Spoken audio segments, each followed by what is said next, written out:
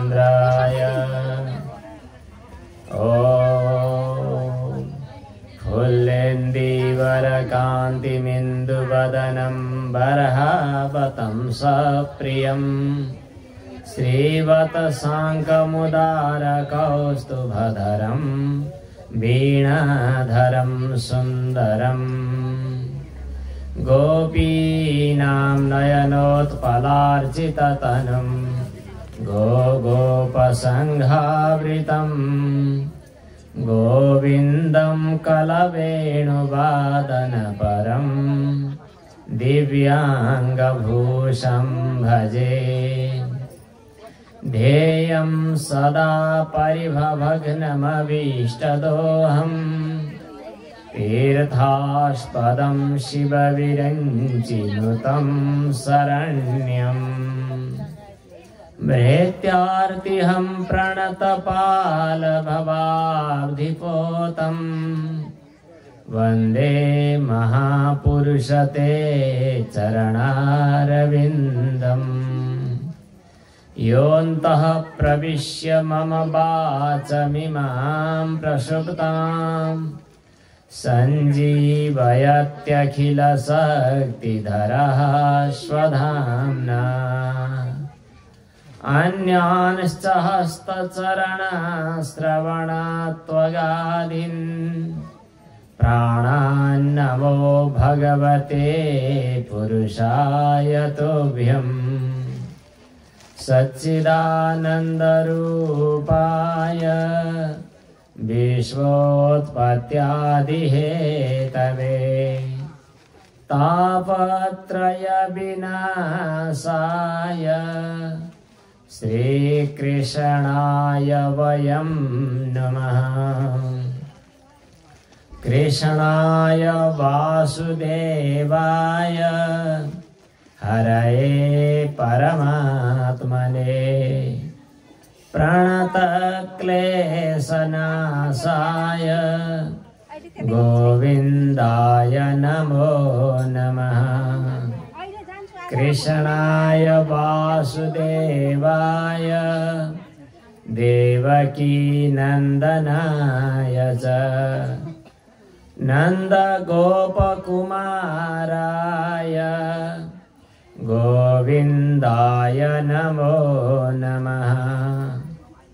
वागीशायस्य वदने लक्ष्मीर्यस्य च वक्षसि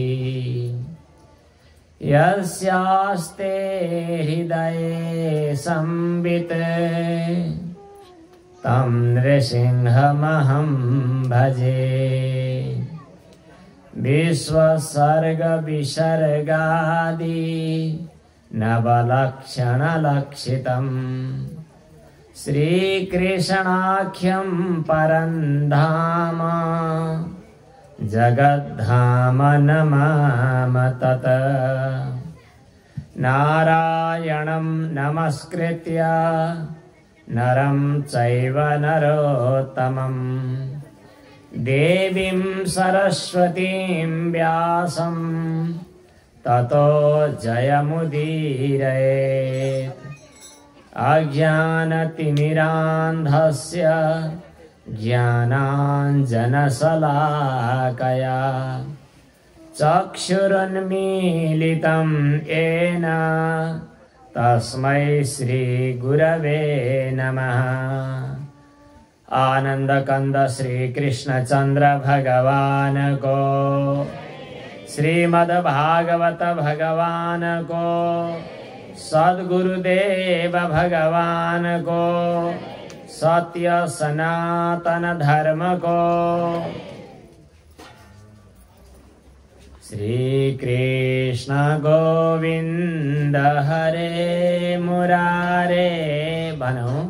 श्री कृष्ण गोविंद हरे मुरारे। हे नाथ नारायण वासुदेव।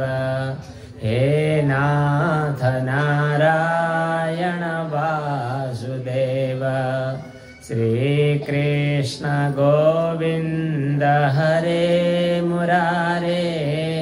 हे नाथ नारायण वासुदेव श्रीकृष्ण गोविन्द हरे मुरारे हे नाथ नारायण वासुदेव अनंत वैकुंठ मुकुंद कृष्ण गोविंद दामोदर माधवेति गोविंद दामोदर माधवेति पतित पावन भगवान नाम को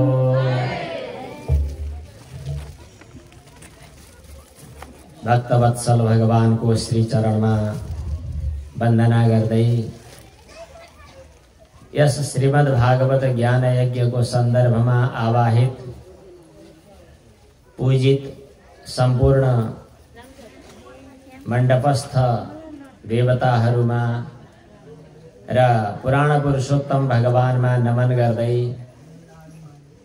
हजुरहरू सबै जो आज श्रीमद् भागवत कथा श्रवणका लागि उत्सुक हुनुभएको छ हजुरहरू सबै भक्त भागवतहरूलाई पनि वन्दना गर्दै आजको दोस्रो दिनको श्रीमद् भागवत कथा सार आरम्भ हुन्छ।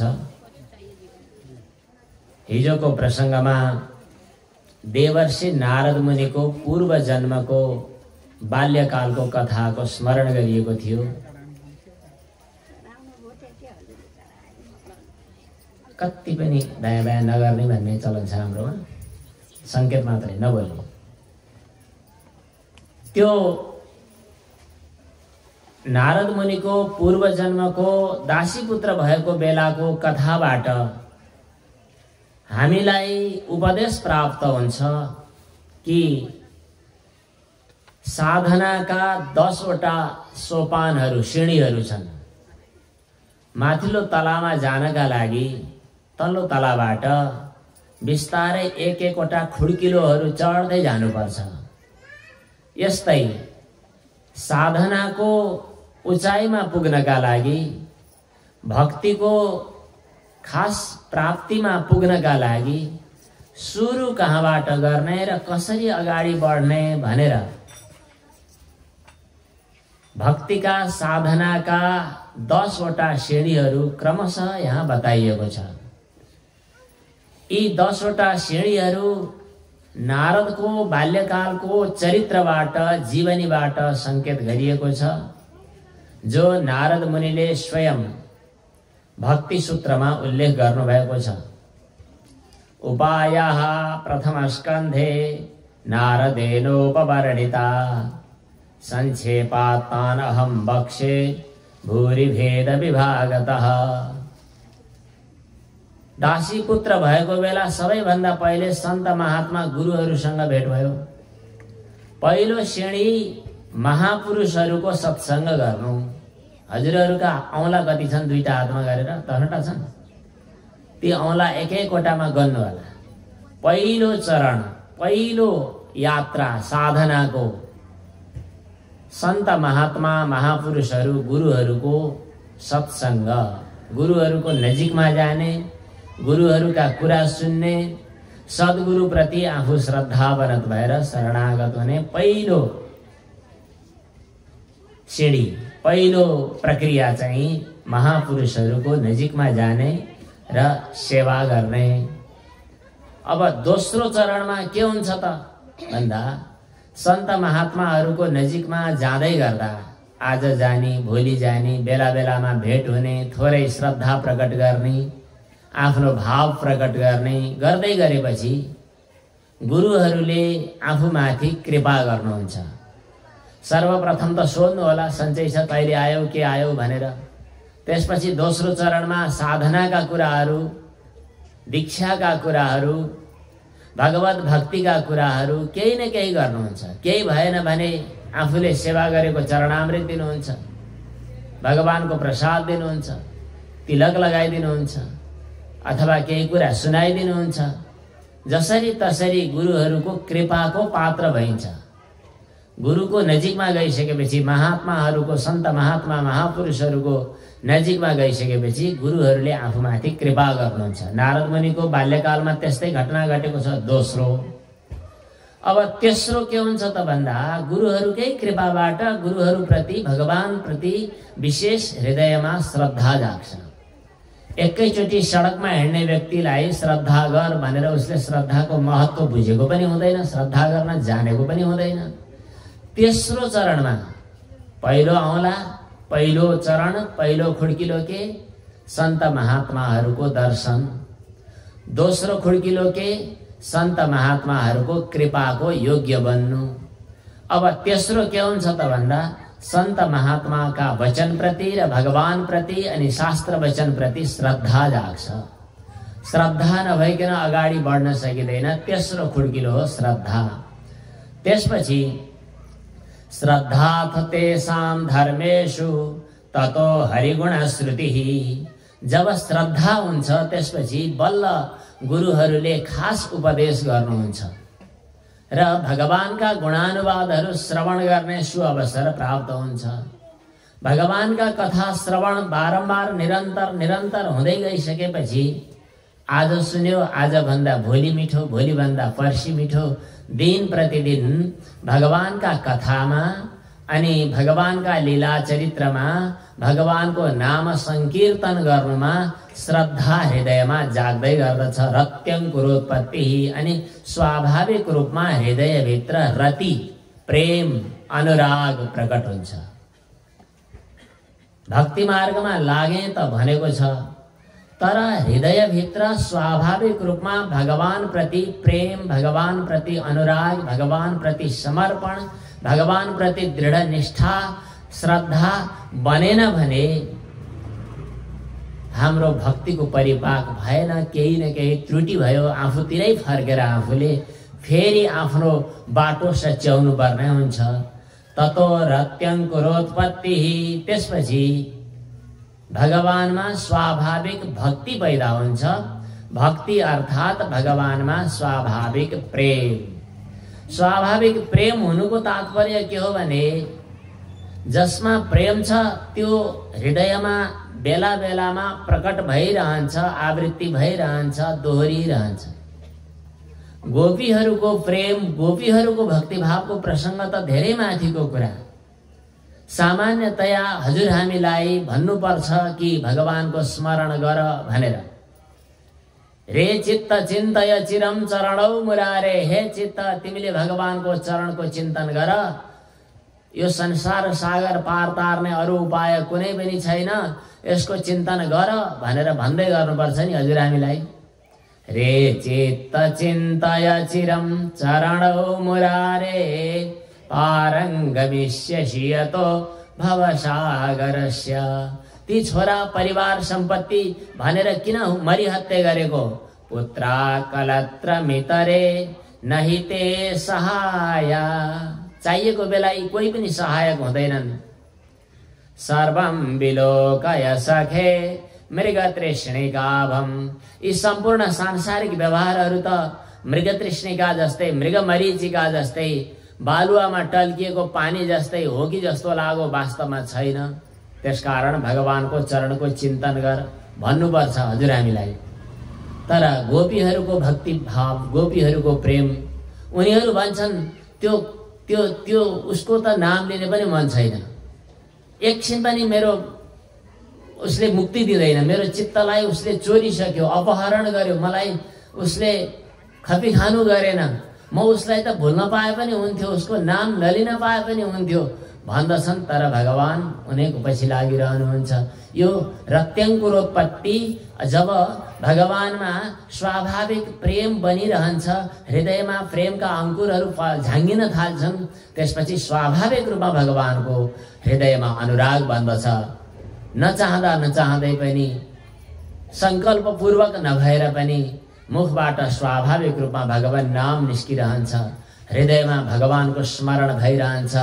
त्यति मात्रै होइन, व्यावहारिक अवस्थामा जहाँ जहाँ गइरहेको छ, जे गरिरहेको छ, सबै कुरालाई भगवानको स्वरूप देख्न थाल्छ। पृथ्वी, जल, तेज, वायु, आकाश, नदी नाला डाँडा पर्वत किरा फट्याङ्ग्रा अनि अरू पशु वस्तुहरू अनि जडीबुटी हरेक हरेक हरेकमा भगवानको स्वरूपको दर्शन मिल्न थाल्छ। खम्बायुमग्निम सलिलम महिंश्च ज्योतिंषि सर्वाणि दिशो द्रुमादिन सरित समुद्राश्च हरेः शरीरम यत्किंच भूतम प्रणमेद अनन्यः। हरेक वस्तुलाई भगवत भावले प्रणाम गर्न थाल्दछ। त्यसपछि त्यस सँगसँगै जब भक्तिको परिपाक अगाडि बढ्दै गर्दछ त्यसपछि स्वरूपाधिगतिस्ततः भक्तिको आरम्भमा मैले भगवानको भजन गर्ने हो, भगवान मबाट भजनीय हुनुहुन्छ भनेर भजनीयको रूपमा भगवानको अनुभव हुन्छ। त्यसपछि आफ्नो सत्ता पनि प्रभु सत्ताकै कारणले छ भन्ने ठानेर आफ्नो स्वरूपको साक्षात्कार पनि हुन्छ। स्वस्वरूपको वास्तविक अधिष्ठानको रूपमा भगवत तत्त्वको साक्षात्कार पनि हुन्छ। यो त्यसपछिको सिँढी हो। हामी कहाँ पुग्यौं? 6औं सिँढीमा पुगिसक्यौं। त्यसपछि जब आरम्भिक भक्तिपछि स्वरूप साक्षात्कार अर्थात ज्ञान, त्यसपछि फेरि प्रेम वृद्धि परानन्दे पराभक्ति। त्यो पराभक्ति भइसकेपछि भगवत धर्ममा निष्ठा स्वाभाविक रूपमा बन्दछ। त्यसपछि तद्गुणशालिता भगवत गुणका अनुभूतिहरू हुन थाल्छन् अनि प्रेमको पराकाष्ठा परा अवस्थामा पुग्ने स्थिति हुन्छ। जुन अवस्थामा हरेक व्यवहार गर्दै गर्दा पनि ऊ भगवत स्मरणमा कहिले रमाइरहेको हुन्छ, कहिले गदगद भएर अश्रुधाराहरू बगिरहेका हुन्छन्। भगवत गुण स्मरणमा ऊ तन्मय भएको हुन्छ। हृदय तन्मय भएको कारणले गर्दा ऊ कहिले रुन्छ, कहिले हाँस्छ, कहिले गदगद भएर गाइरहेको हुन्छ भगवानका लीला चरित्रहरू। वाग्गदगदा द्रवते यस्य चित्तम रुदत्यभीक्ष्णं हसति क्वचित् क्वचित् रुदत्यच्युत चिन्तया क्वचित् हसन्ति नन्दन्ति नमन्त्यलौकिका नृत्यन्ति गायन्त्यनुशीलयन्त्यजम् भवन्ति तुष्टिं परमेत्य निर्वृता। यस किसिमको भक्तिको 10वटा सोपानहरू नारद मुनिको जीवनमा भेटिएका छन्।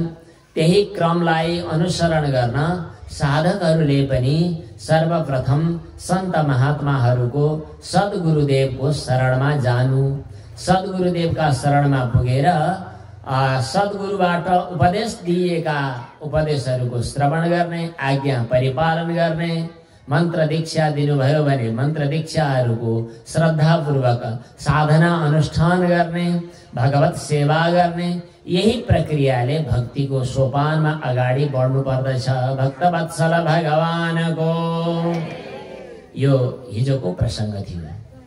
त्यसपछि राजा परीक्षितले श्रीमद् भागवत कथा श्रवण गर्नुभयो सुखदेवजीको मुखबाट। तर राजा परीक्षित त्यो योग्य कसरी हुनुभयो?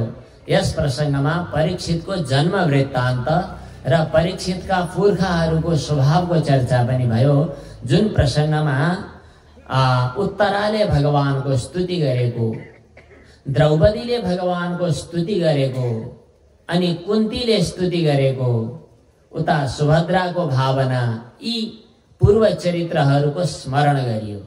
पूरा कथा वाचन गर्न महाभारतको प्रसंगसँग जोडिनु पर्छ। त्यो लामो हुन्छ, अरू बेला सुन्नु भएको पनि होला।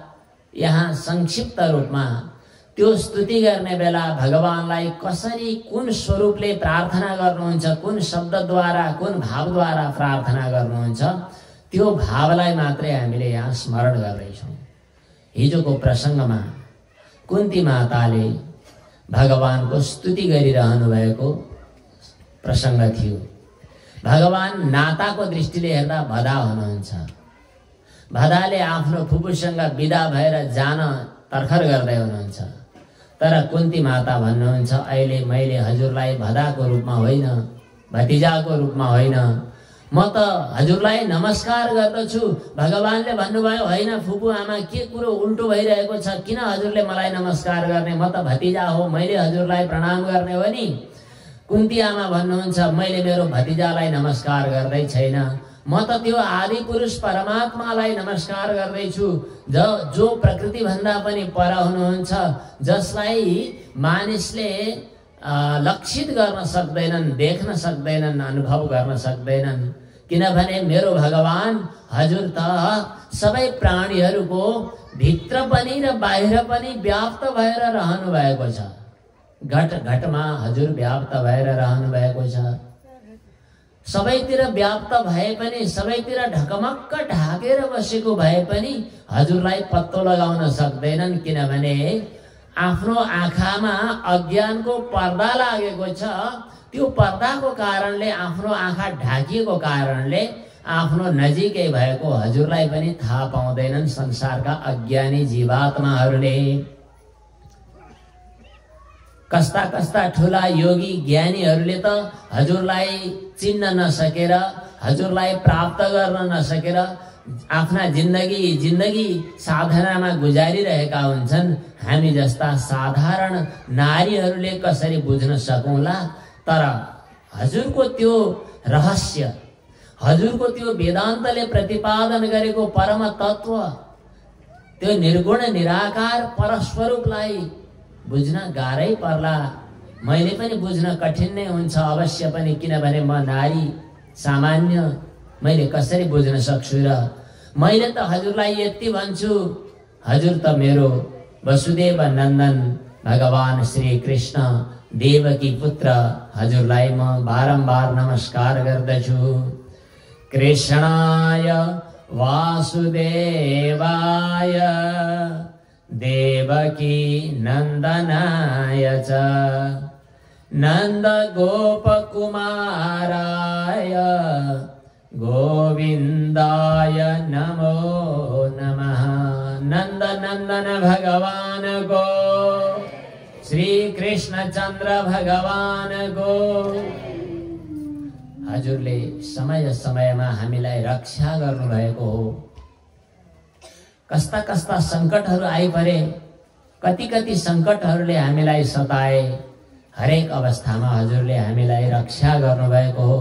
आज पनि हजुरले हामीलाई रक्षा गरिरहनु भएको छ। भगवानले भन्नुभयो, मलाई भगवानको रूपमा स्तुति गरिया भए म खुसी भए, मसँग वरदान माग्नु, के माग्नुपर्छ माग्नु। भगवानले भन्नुभयो, मन मन भन्नुभयो। हजुरहरूका सामु भगवान प्रकट भएर भगवानले यदि भन्नुभयो भने के माग्छौ लो भन भन्नुभयो भने के भन्नु होला? हजुरहरूले आफ्ना आफ्ना मनका इच्छाहरू होलान्, भन्नु होला। तर कुन्ती आमाले विचित्रको वरदान माग्नुभयो। यस्तो वरदान माग्ने भक्त संसारमा कमै भेटिन्छन्। कुन्ती आमाले भन्नुभयो, हे भगवान, मलाई अरू केही चाहिँदैन, मलाई बेला बेलामा दुःख दिइरहनुहोस्। भक्तवत्सल भगवानको विपदः सन्तुनः शाश्वत तत्र तत्र जगद्गुरो। बेला बेलामा दुःख दिइरहनु होला। भगवानले भन्नुहुन्छ, अचम्मको वरदान, किन दुःख चाहियो? सबैले त सुख चाहियो हे भगवान भन्छन्, तर हजुर चाहिँ किन दुःख माग्दै हुनुहुन्छ? कुन्ती आमा भन्नुहुन्छ, त्यस्तो सुख के कामको जुन सुखले भगवानलाई बिर्साइदिन्छ। तर सुख भगवानलाई बिर्साउने सुख भन्दा भगवानको स्मरण दिलाउने दुःख नै जाति। जब जब दुःख पर्यो तब तब हे भगवान भन्न मन लाग्यो। जब जब भगवानको स्मरण भयो तब तब भगवानको दर्शन मिल्यो। भवतो दर्शनम यत्स्यात्। भगवानले भन्नुभयो, दर्शन भनेको हेर्ने हो। हेर्नु न त मलाई, म यहाँ सामनेमा छँदैछु, शिरदेखि पैतालासम्म मलाई हेर्नु। कुन्ती आमा भन्नुहुन्छ, यस्तो खाले दर्शन होइन। भवतो दर्शनम यत् स्यात् अपुनर्भव दर्शनम। जुन दर्शन प्राप्त गरिसकेपछि फेरि जन्म लिन नपरोस्, त्यस्तो अपुनर्भव पैदा गर्ने, अपुनर्भव स्थिति दिलाइदिने हजुरको त्यो दर्शन।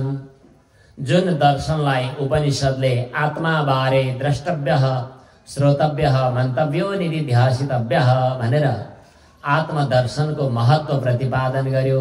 त्यो दर्शन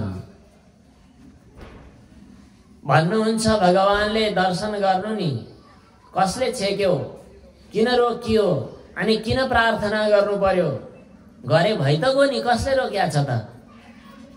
कुन्ती आमा भन्नुहुन्छ अरु कसैले रोकेको होइन। हामी जब संसारमा आयौं नि, के हजुरको विचित्रको माया हो जसको कारणले गर्दा हामीमा एउटा अभिमानको पर्दा छ। कहिले ठुलो खानदानमा जन्मिएको हुँ भन्ने किसिमको जन्मको अभिमान, कहिले म त धनी हुँ धन सम्पत्ति कमाएको छु भन्ने धन सम्पत्तिको अभिमान, कतिपय व्यक्तिलाई म पढे लेखेको मान्छे हुँ कहाँ ती फुच्चेहरूसँग गएर बस्ने भनेर पढाइको अभिमान। यस्तै जन्मैश्वर्य श्रुत श्रीभिर एधमान मदह पुमान, यस्तै घमण्डको पर्दा लाग्नुको कारणले गर्दा हजुरलाई प्राप्त गर्न, हजुरको भजन गर्न, हजुरको नजिकमा जान, हजुरको भक्ति गर्न, हजुरमा शरणागत हुन, हजुरमा समर्पित हुनका लागि छेकबार लागिरहेको हुन्छ। हजुरको एउटा अचम्मको बानी छ, जसले आफूसँग धन सम्पत्ति ऐश्वर्य जन्म विद्याको अभिमान बोकेर आएको हुन्छ, त्यसले हजुरलाई प्राप्त गर्न सक्दैन। हजुरलाई त सबै कुरा छोडेर आउनेले मात्रै प्राप्त गर्छ। अब हजुरको नाम रहन गएको छ अकिञ्चन गोचर। अकिञ्चन गोचर, जोसँग केही छ त्योसँग भगवान छैन, जोसँग केही छैन त्यसको भगवान। भगवानका सामनेमा जाँदा आफ्ना सम्पूर्ण वस्तुहरूको अभिमानलाई परित्याग गरेर, सम्बन्धलाई स्वामित्वलाई परित्याग गरेर भगवानका सामु जानु। अरु त गर्नु गर्नु, आफूले गरेका कर्मको पनि अभिमान नहोस् भनेर पूजा पाठ गरिसकिन्छ नि, गरिसकेपछि अन्तिममा के पवित्र लिने भन्ने चलन छ, कुशपानी लिने भन्ने चलन छ।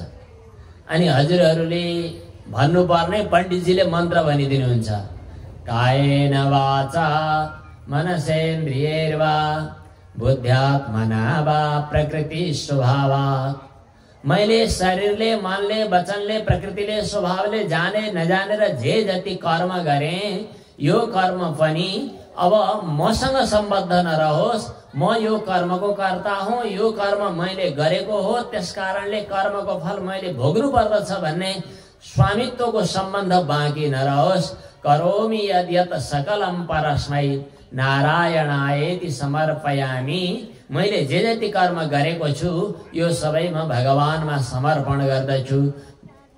यस किसिमको समर्पण भाव नभएसम्म, तत्सत न म नभनेसम्म, हवन गर्दा पनि अग्नये स्वाहा इदम अग्नये न म यो मेरो होइन, यस किसिमको भाव नगरेसम्म भगवानलाई प्राप्त गर्न सकिँदैन। त्वाम अकिञ्चन गोचरम, हजुर अकिञ्चन गोचर हुनुहुन्छ। नमो किञ्चन वित्ताय, हजुर त अकिञ्चन वित्त हुनुहुन्छ।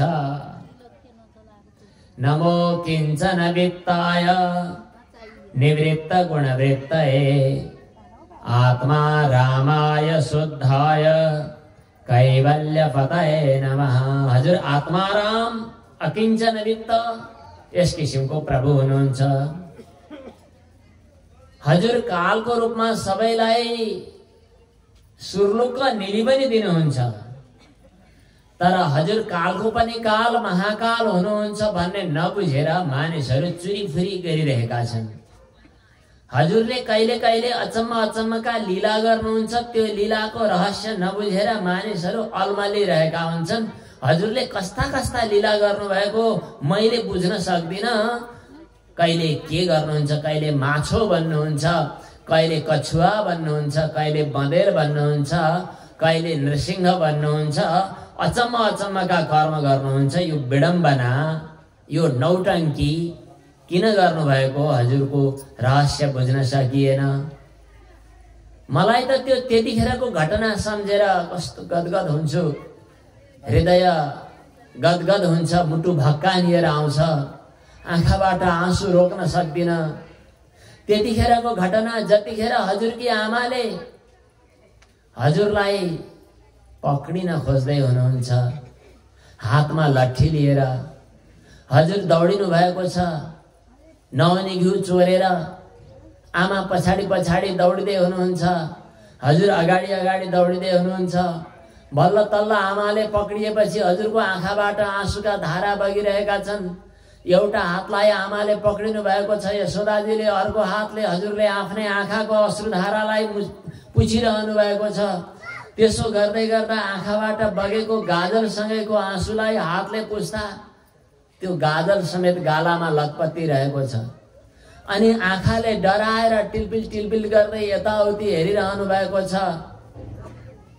अनि आमाको साडी मुनि आफ्नो साडीको फुर्कोले आफ्नो अनुहार छोपेर डराएको नाटक गरिरहनु भएको छ, अभिनय गरिरहनु भएको छ। हजुर त्यस्तो डराउने तत्त्व हो र? हजुर त त्यो परम तत्त्व हो जसको भयले यमराज पनि डराउँछन्, जसको भयले डराएर सूर्य र चन्द्रमा आफ्नो गतिलाई निरन्तरता दिइरहेका छन्, जसको कारणले पृथ्वी आफ्नो धर्म परिपालन गर्छिन्। यद भयात भाति भातोयम सूर्यस्तपति यद भयात, जसले भयलाई पनि भयभीत बनाउँछ त्यस्तो हजुर पनि आज किन डराए डराए चाहिँ गरिरहनु भएको हो। गोप्या ददे त्वयि कृता गसिदाम तावत याते दशाश्रु कलिलाञ्जन सम्भ्रमाक्ष्यं वक्त्रं निनीय भयभावनया स्थितस्य सामां विमोहयति भीरपि यद् बिभेति। हजुर किन जन्मिनु परेको हो थाहै छैन। कतिपयले भन्छन् यदु राजर्षि यदुले राम्रै काम गरेको हुनाले यदुकुललाई कल्याण गर्नका लागि, यदु वंशलाई उच्च बनाउनका लागि हजुर यदुकुलमा जन्मिनु भएको हो भन्छन्। कसै कसैले यसो पनि भन्छन् वसुदेव देवकीले पूर्व जन्ममा तपस्या गरेको कारणले वसुदेव देवकीको तपस्या पूर्ण गर्न जन्मिनु भएको हो भन्छन्। कसै कसैको भनाइ छ ब्रह्माजीको स्तुतिबाट खुसी भएर भगवान प्रकट हुनु भएको भन्छन्। कतिपयहरूले भन्छन् कि होइन पृथ्वीको भार हरण गर्नका लागि हो भन्छन्। कसले के भन्छन् थाहा छैन। तर मलाई के लाग्छ भने हे भगवान हजुरको जन्म चाहिँ म जस्ता संसारका तुच्छ सामान्य जीवात्माहरूलाई कल्याण गर्न, खास गरी मेरो उद्धारका लागि, मलाई उद्धार गर्ने आधार नाम रूप दिनका लागि हजुर प्रकट हुनु भएको हो। भक्तवत्सल भगवानको हजुरले यदि जन्म नलिनु भएको भए, हजुरले नाम स्वीकार नगर्नु भएको भए, हजुरले त्यो लीला नगर्नु भएको भए आज हजुरको नाम हामीले लिने आधार कहाँबाट हुन्थ्यो? भवेस्मिन् क्लिश्यमानानां, यो संसारमा पिल्सिएका हामी जस्ता तुच्छ जीवात्माहरू जो अविद्या काम कर्मको बन्धनमा जेलिएका छौं, हामीले सुन्न लायक लीला चरित्र कथा प्रकट गर्नका लागि, हामीले स्मरण गर्ने स्वरूप प्रकट गर्नका लागि, हामीले जप गर्ने नाम प्रकट गर्नका लागि हजुर प्रकट हुनुभएको हो। लीला बिहारी भगवानको यस्ता हजुरको चरण कमलमा म कोटि कोटि वन्दना गर्दछु र म हजुरसँग एउटै प्रार्थना गर्दछु कि मेरो कहिले कहिले के यो चित्त नि, मेरो चित्त, मेरो मन, यो मन हो कि चित्त हो कि के हो थाहा छैन, यससँग जोडिएको एउटा स्नेहको, प्यारको, प्रेमको, ममताको डोरी छ। यो ममताको डोरीले कहिले यी मेरा सन्तानहरू मेरा हुन् अनि यो सम्पत्ति मेरो हो, यी आफन्त हुन् भनेर ती आफन्तहरूमा चाहिँ पाण्डवहरूमा, वृष्टिवंशीहरूमा यी मेरा हुन् भन्ने एउटा सम्बन्ध बनिरहेको छ। त्यो स्नेहको पासो, त्यो माया प्रेमको डोरी, यो डोरीलाई कृपया ममाथि करुणा गरेर हजुरले चुडाइदिबक्स्योस्। तर चुडाइदिसकेपछि त्यसलाई त्यत्तिकै छोडिदिने होइन। डोरी चुडिएको डुङ्गा कहाँ पुग्छ भरोसा हुँदैन, चङ्गा कहाँ पुग्छ भरोसा हुँदैन। त्यो विषयमा आसक्त भएको स्नेहको बन्धनलाई चुडाएर हजुरको चरण कमलमा लगाइदिबक्स्योस्, म यति नै प्रार्थना गर्दछु। तोइ मे नन्य विषय मतिर मधुपते सकृत। हे मधुपति भगवान, हजुरका चरणार बिन्दमा मेरो चित्तवृत्ति निरन्तर लागिरहोस्। जसरी गंगाजीको प्रवाह नित्य निरन्तर समुद्रतिर अभिमुख भएर बगिरहेको छ, जसरी गण्डकी एकछिन पनि विश्राम नगरिकन समुद्रतिर अभिमुख भएर दौडिरहेको छ, त्यसैगरी मेरा मनका वृत्तिहरू पनि विषयतिर होइन भगवान, हजुरका चरण कमलमा नित्य निरन्तर प्रवाहित भइरहोस्। रतिम उद्वहतात अद्धा गंगे बौगमुदन्वती। अन्त्यमा कुन्ती माताले भगवानको प्रार्थना गर्दै यो स्तोत्र, यो श्लोक पढ्नुभयो, जो ज्यादै महत्त्वपूर्ण छ। श्री कृष्ण कृष्ण सख वृष्ण स्वभाव निधृग राजन्य वंश दहनानपवर्ग वीर्य गोविंद गोद्विज सुरार्ति हरावतार योगेश्वराखिल गुरो भगवान नमस्ते। इस प्रकार प्रणाम गर्नुभयो कुन्ती माताले। भगवान मुसुक्क मुस्कुराउनु भयो, तथास्तु भन्नुभयो। त्यहाँबाट बिदा भएर अब द्वारकातिर जान खोज्दै हुनुहुन्छ। तर युधिष्ठिर अहिले राज्य सिंहासनमा बस्नुपर्ने, तर विरक्त भएर चिन्ता मानेर बसिरहेका छन् भन्ने थाहा पाएर युधिष्ठिर भएको ठाउँमा जानुभयो र पाण्डवहरूलाई भन्नुभयो, तिमीहरूले अहिले चिन्ता गर्ने होइन, सरसैयामा सुतिरहनुभएका भीष्म पितामहलाई भेट्नुपर्छ। भगवान श्री कृष्णले पाण्डवहरूलाई समेत लिएर भीष्म पितामह भएको ठाउँमा जानुभयो, जहाँ कुरुक्षेत्रमा भीष्म पितामह युद्धभूमिमा बाणको बिस्तारामा सुत्नु भएको थियो। बाणको बिस्तारा पनि कस्तो, ज्यादै स्मरण गर्दा पनि हृदय द्रवित हुन्छ, छिया छिया हुन्छ। युद्धभूमिमा अगाडि सरेर विपक्षीहरूको बाण, अर्जुनको बाण खास गरी छातीबाट छेडिएर पछाडि गएको छ, अनि यताबाट छेडेर यताबाट छेडेर शरीरका हरेक अङ्गबाट बाणले छेडेर पछाडि पुगेको छ। पछाडि बाणको टुप्पो छ, अनि त्यो बाणको टुप्पै टुप्पा पछाडि गएर अलि ठुलै बिस्तारा पलङ खाट जस्तै बनेको छ। त्यही बाणै बाणमा आफू उनिएर अनि उत्तानो परेर सुतिरहनु भएको छ भीष्म पितामह। तर इच्छा मृत्युको वरदान प्राप्त भएको हुनाले आफूले चाहना नगरेसम्म मृत्यु हुँदैन। उत्तरायण नभइकन मर्नुहुन्न भनेर पर्खेर बस्नु भएको छ। मर्ने पनि सायद हेर्ने चलन रहेछ योगीहरू। आजसम्म हजुरहरूले छोराको व्रतबन्ध गर्ने दिन हेरिदिनुहोस् भनेको सुनेको छ, अनि बिहेको पनि दिन हेर्ने, पात्रो हेर्ने, गृह प्रवेश गर्ने कहिले, यात्रा गर्ने कहिले भनेर हेर्नु भएको छ। तर एउटा साँचो यात्रा न त्यसको दिन हेर्नुहुन्छ, अनि अर्को साँचो गृह प्रवेश त्यो पनि दिन हेर्नुहुन्न। दिन हेरेर पत्तो लाग्ने भए पो हाम्रो आफ्नो अधीनमा भए पो। तर योगीहरूले मृत्युलाई पनि आफ्नो अधीनमा राख्छन्, अनि उनीहरू उचित समय हेरेर मात्रै प्राण त्याग्छन्। हजुर, हामीलाई मर्नु भनेको चाहिँ ज्यादै चिन्ताको विषय, सबैभन्दा डरलाग्दो विषय। तर भगवानका भक्तहरू जसले प्राण त्याग्नुलाई एउटा उत्सव सम्झिन्छन् र भन्छन् प्राण प्रयाणोत्सव हो, यो एउटा रमाइलो यात्रा, यो एउटा खुसी, यो एउटा मिठो यात्रा, यो एउटा मिठो निद्रा, यो एउटा नयाँ भगवत भाव, नयाँ सिद्धि, नयाँ मोक्ष प्राप्त गर्ने यात्रा। यस किसिमको खुसियाली उत्तरायण पर्खेर बसिरहेका भीष्म पितामह भएको ठाउँमा भगवान कृष्ण पुग्नुभयो, जहाँ अरू ऋषिमुनिहरू वरपर बसिरहेका थिए। भगवान श्री कृष्णले जब दर्शन दिनुभयो, भीष्म पितामह गदगद हुनुभयो, आँखाबाट अश्रुधाराहरू बग्न थाले। भीष्म पितामहले भन्नुहुन्छ कि मेरो भगवान कति दयालु, आज यो बुढोले मलाई दर्शन गर्न आउन सक्दैन भनेर अन्तिम अवस्थामा दर्शन दिन स्वयं यहाँ आइपुग्नु भयो। मेरो दयालु भगवान जस्तो को हुन सक्छ? भीष्म पितामहले समयको गति बुझ्नुहुन्थ्यो, त्यसैले आफ्नो अवस्था अनुसार आफ्नै आँखाले नै भगवानको पूजा गर्नुभयो। किनभने भगवान हृदयभित्रै हुनुहुन्थ्यो। हृदिस्थं पूजयामास माययो पात विग्रहम। बल्ल तल्ल यसो आँखा टिलपिल टिलपिल गरिरहेकाले यसो आँखा हेर्न हुने भयो। दायाँ बायाँ पुलुक्क फर्केर हेर्नुभयो। हेर्दा पाण्डवहरूलाई देख्नुभयो।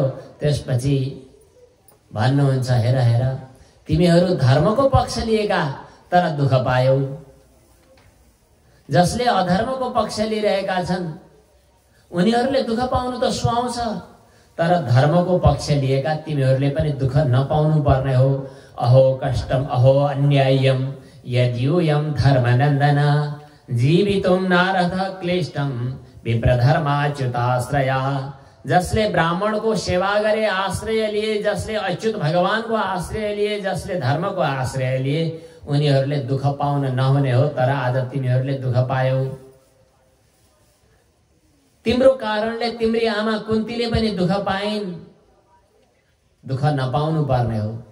संसारमा हामीले पनि देखेका छौं नि, हजुर हामीलाई पनि अनुभव छ नि, भक्ति मार्गमा लागेकाहरू सुखी हुन पर्ने हो। बरु उन्मत्त उद्दण्ड सांसारिक व्यवहारमा रुमल्लिएकाहरू चाहिँ मोज मस्ती गरेको देखिन्छ। भक्ति साधनामा लागेकाहरूले नजाने किन हो कहिलेकाहीँ दुःख पाएको अनुभव गरिन्छ। यो अलि अन्याय भोगी जस्तो लाग्छ। भीष्म पितामहले यसको उत्तर दिँदै भन्नुहुन्छ कि भगवानले के चाहनु भएको छ, भोलि कहाँ लैजानु छ र कसलाई के गरेर कसरी कृपा गर्नु छ, यो भगवानको संविधान हो। हामीले बुझ्दैनौं। सर्वम कालकृतम मन्ये, कालका पनि काल स्वरूप भएका भगवानले यो सबै काम गरिरहनु भएको छ। सपालो यद्वशे लोको, सम्पूर्ण लोकपाल सहित सबै देवी देवताहरू जसको अधीनमा छन् त्यस्तो भगवानले के गरिरहनु भएको छ भन्ने कुरा हामीले थाहा पाउँदैनौं। कहिले कहिले भगवानले हामीलाई थप कृपा गर्न पनि एकछिनका लागि दुःख दिनुहुन्छ। कमसे कम तिमी विषयमा आसक्त नबन, वैराग्य ल्याऊ, भगवानको भक्ति गर, भक्ति मार्गमा आऊ, मतिर अभिमुख बन भन्नका लागि पनि जसलाई कृपा गर्नु छ त्यसलाई अलिकति ठोकठाक गर्नुहुन्छ, दुःख दिनुहुन्छ। त्यसैले भगवानका भक्तहरूले परिस्थितिजन्य दुःखहरू भए पनि त्यसलाई दुःखको रूपमा अनुभव गर्दैनन्। यो त मलाई मार्गदर्शन गरेको भगवानले भन्ने बुझ्छन् र भक्तिको सहायक ठानेर उनीहरू अझै भक्तिको गहिराईमा अगाडि बढ्दछन्। भक्तवत्सल भगवानको। भीष्म पितामहले भन्नुहुन्छ, हे युधिष्ठिर, हे पाण्डव, तिमीहरूले के आफूले दुःख वा सुख आफ्नो कारणले पाएको भन्ने ठानेका छौ? यो सब भगवानको लीला हो। तिमीहरूले चिन्यौ कि चिनेनौ? ऊ यहाँ हुनुहुन्छ नि अगाडि, ए सबै भगवान साक्षात। उहाँ त साक्षात भगवान आदि पुरुष नारायण हुनुहुन्छ, जसले आफ्नो माया शक्तिलाई स्वीकार गरेर संसारलाई मोहित बनाइरहनु भएको छ र आफू पनि सांसारिक जस्तै बनेर, मनुष्य जस्तै बनेर, यही वृष्णिवंशी बनेर, यदुवंशी बनेर जन्मिनु भएको छ। यो त साक्षात भगवान आदि पुरुष हुनुहुन्छ। भगवानको मूल मर्मलाई सबैले बुझेका छैनन्, केहीले मात्रै बुझेका छन्। भगवानको एउटा आफ्नै सिद्धान्त छ, आफ्नै न्याय छ, आफ्नै संविधान छ। त्यो संविधान अन्तर्गत भगवान न्यायकारी हुनुहुन्छ, जसले जस्तो कर्म गर्यो तदनुसार फल दिलाइदिनुहुन्छ।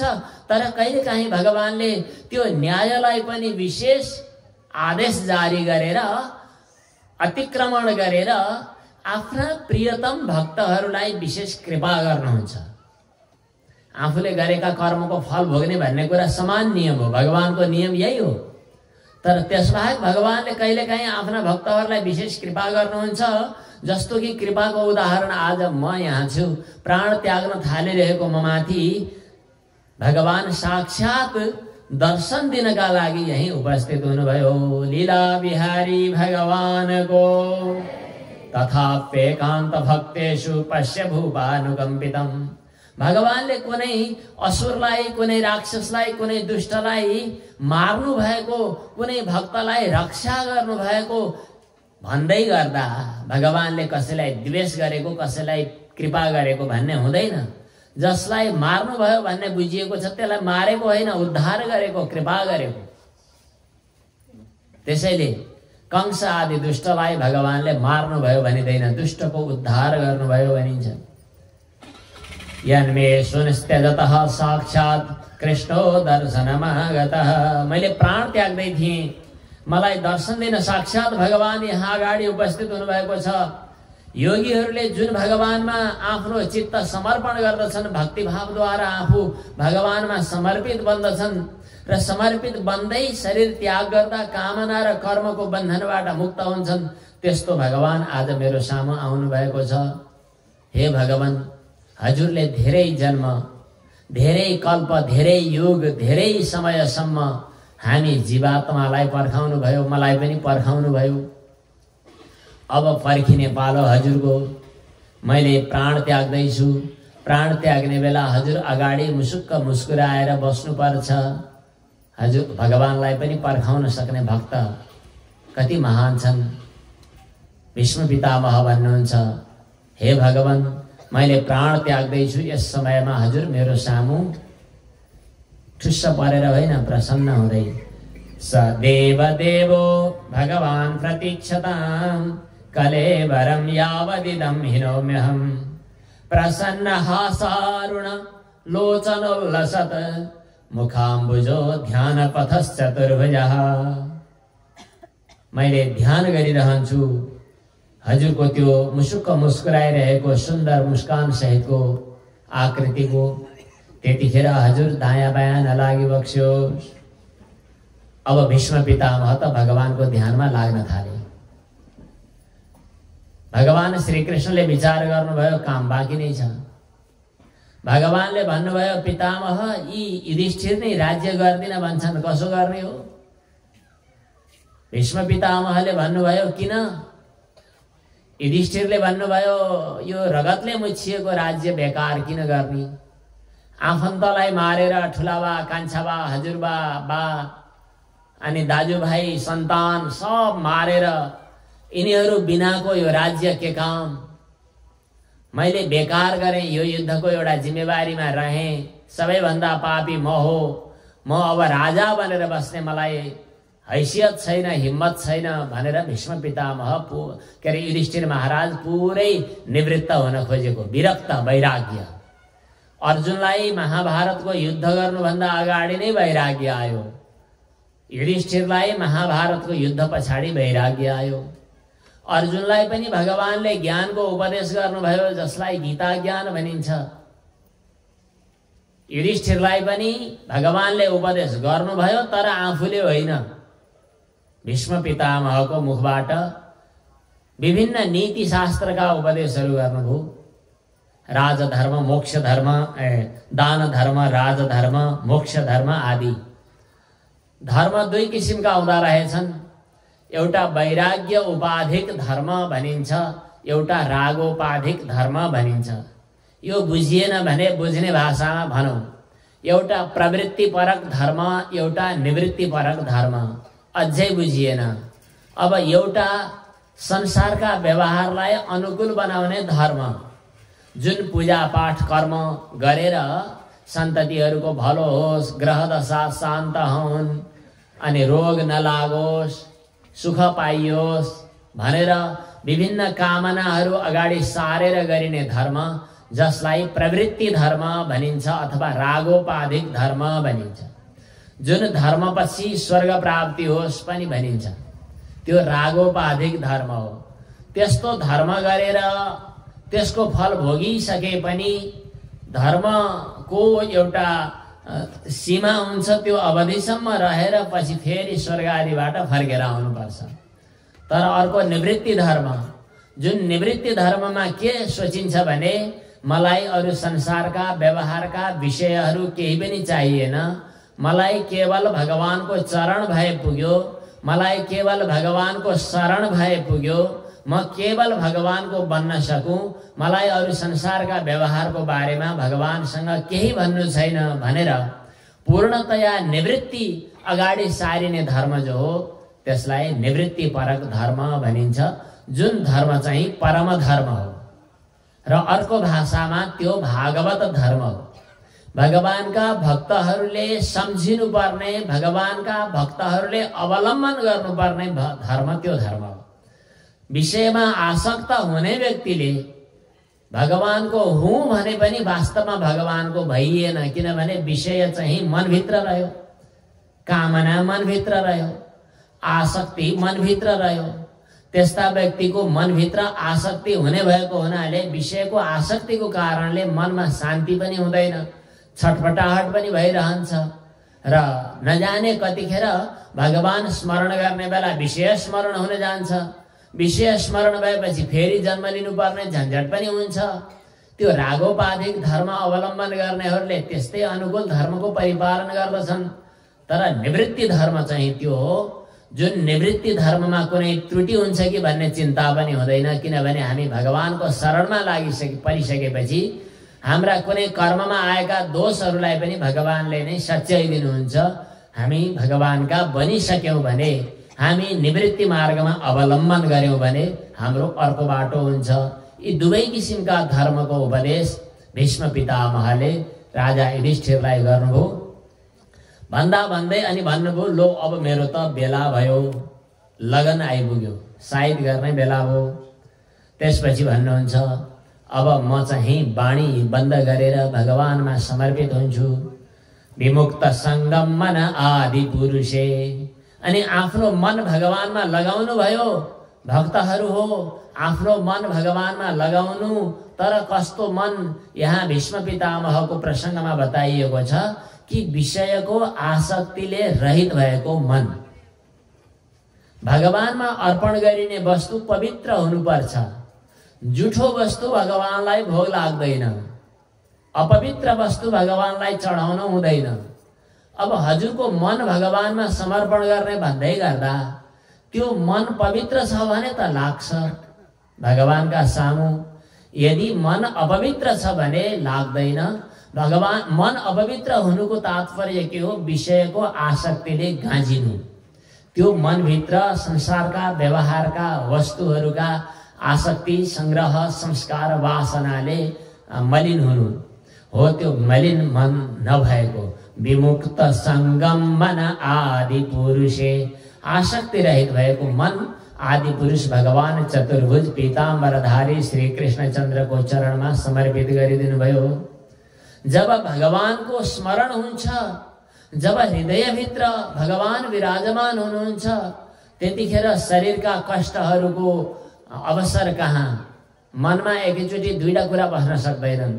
जहाँ भगवान बस्नुहुन्छ त्यहाँ संसार कसरी बस्न सक्छ? शरीरका पीडाहरू कसरी अनुभव हुन सक्छन्?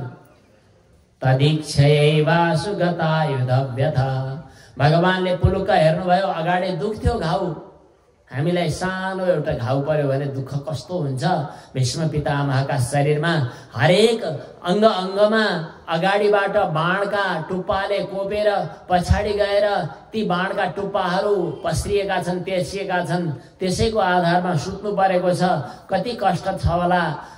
तर पनि भगवानको जब ईक्षण भयो, भगवानले दृष्टिपात गरिबक्स्यो, त्यसपछि सम्पूर्ण व्यथा, सम्पूर्ण बाधाहरूबाट मुक्त भएका भीष्म पितामह सम्पूर्ण इन्द्रियको चञ्चलता पनि निवृत्त भइसकेको अवस्थामा भगवानको स्तुति गर्नुहुन्छ।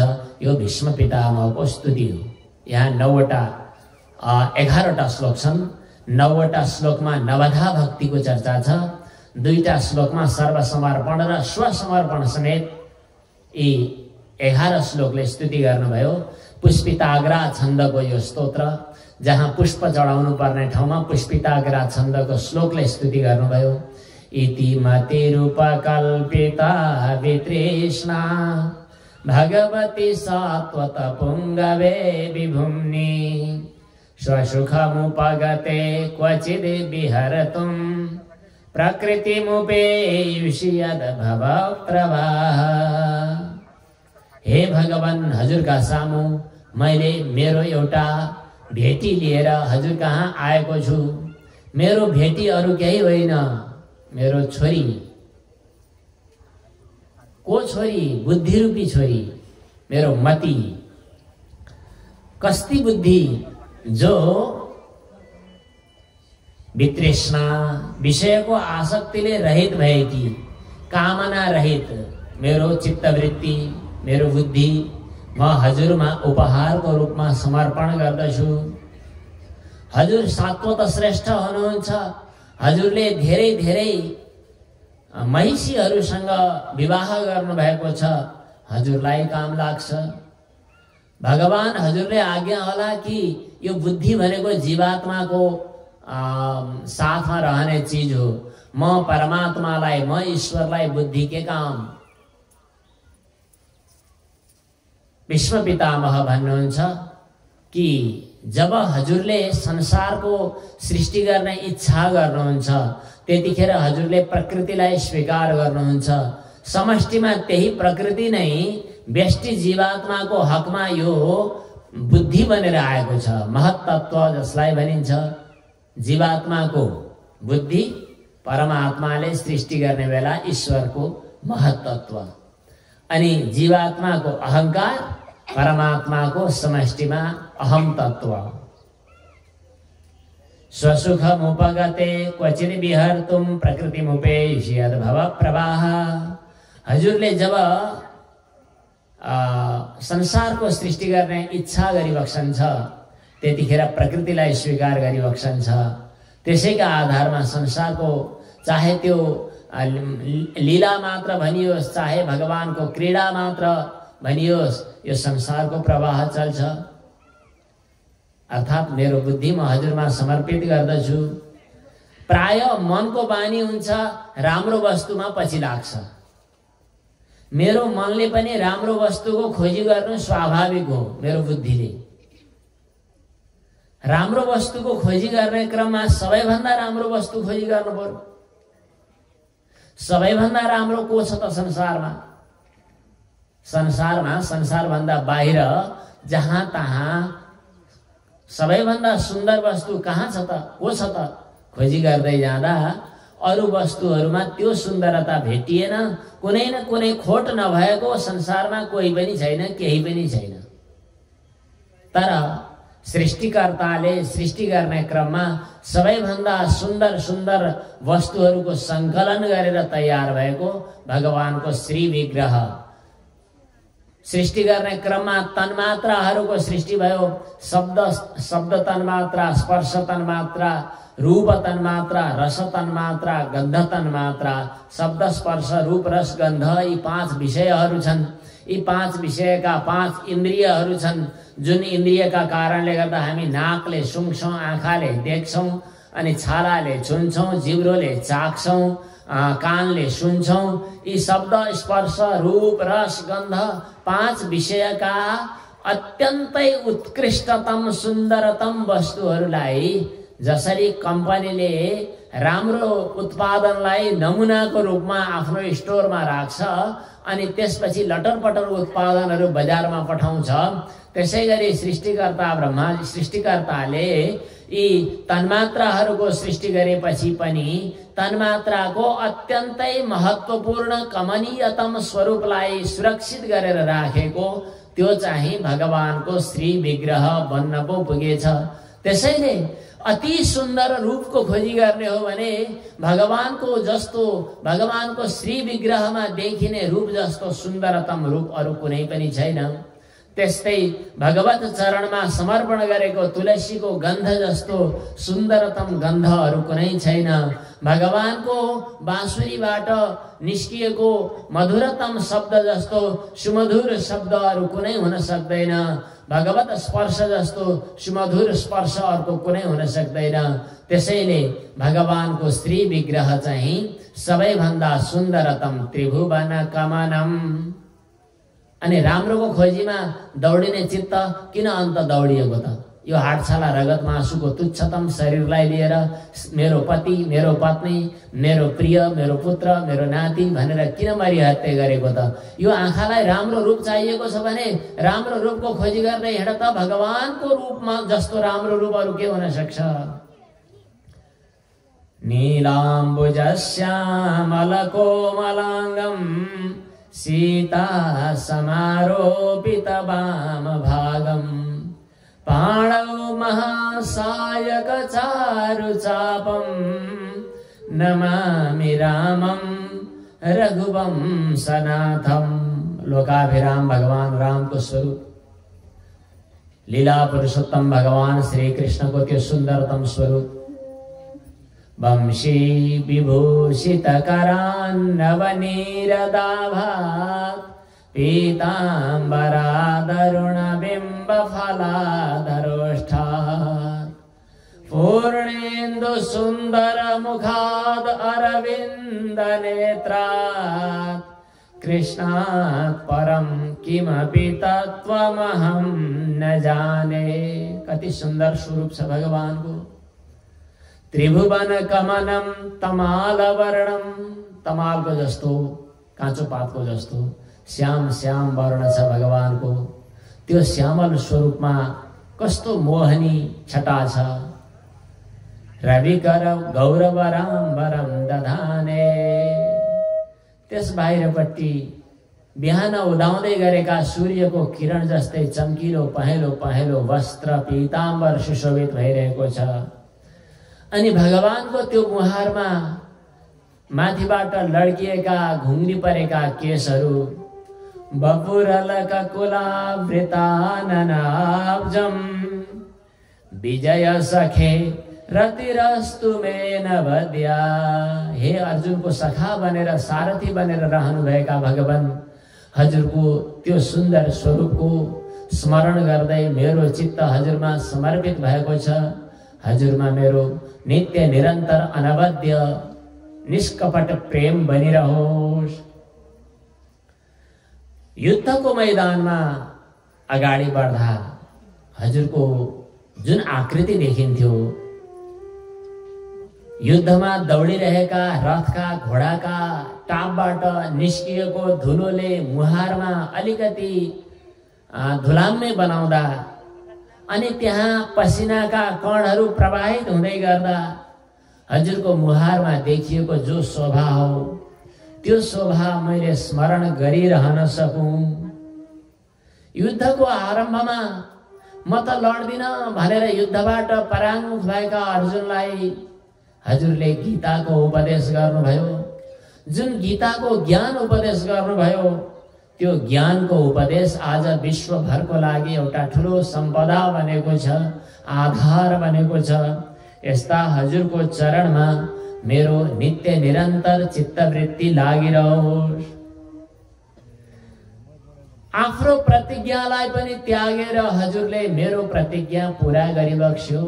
भीष्म पितामह भन्नुहुन्छ, भगवानले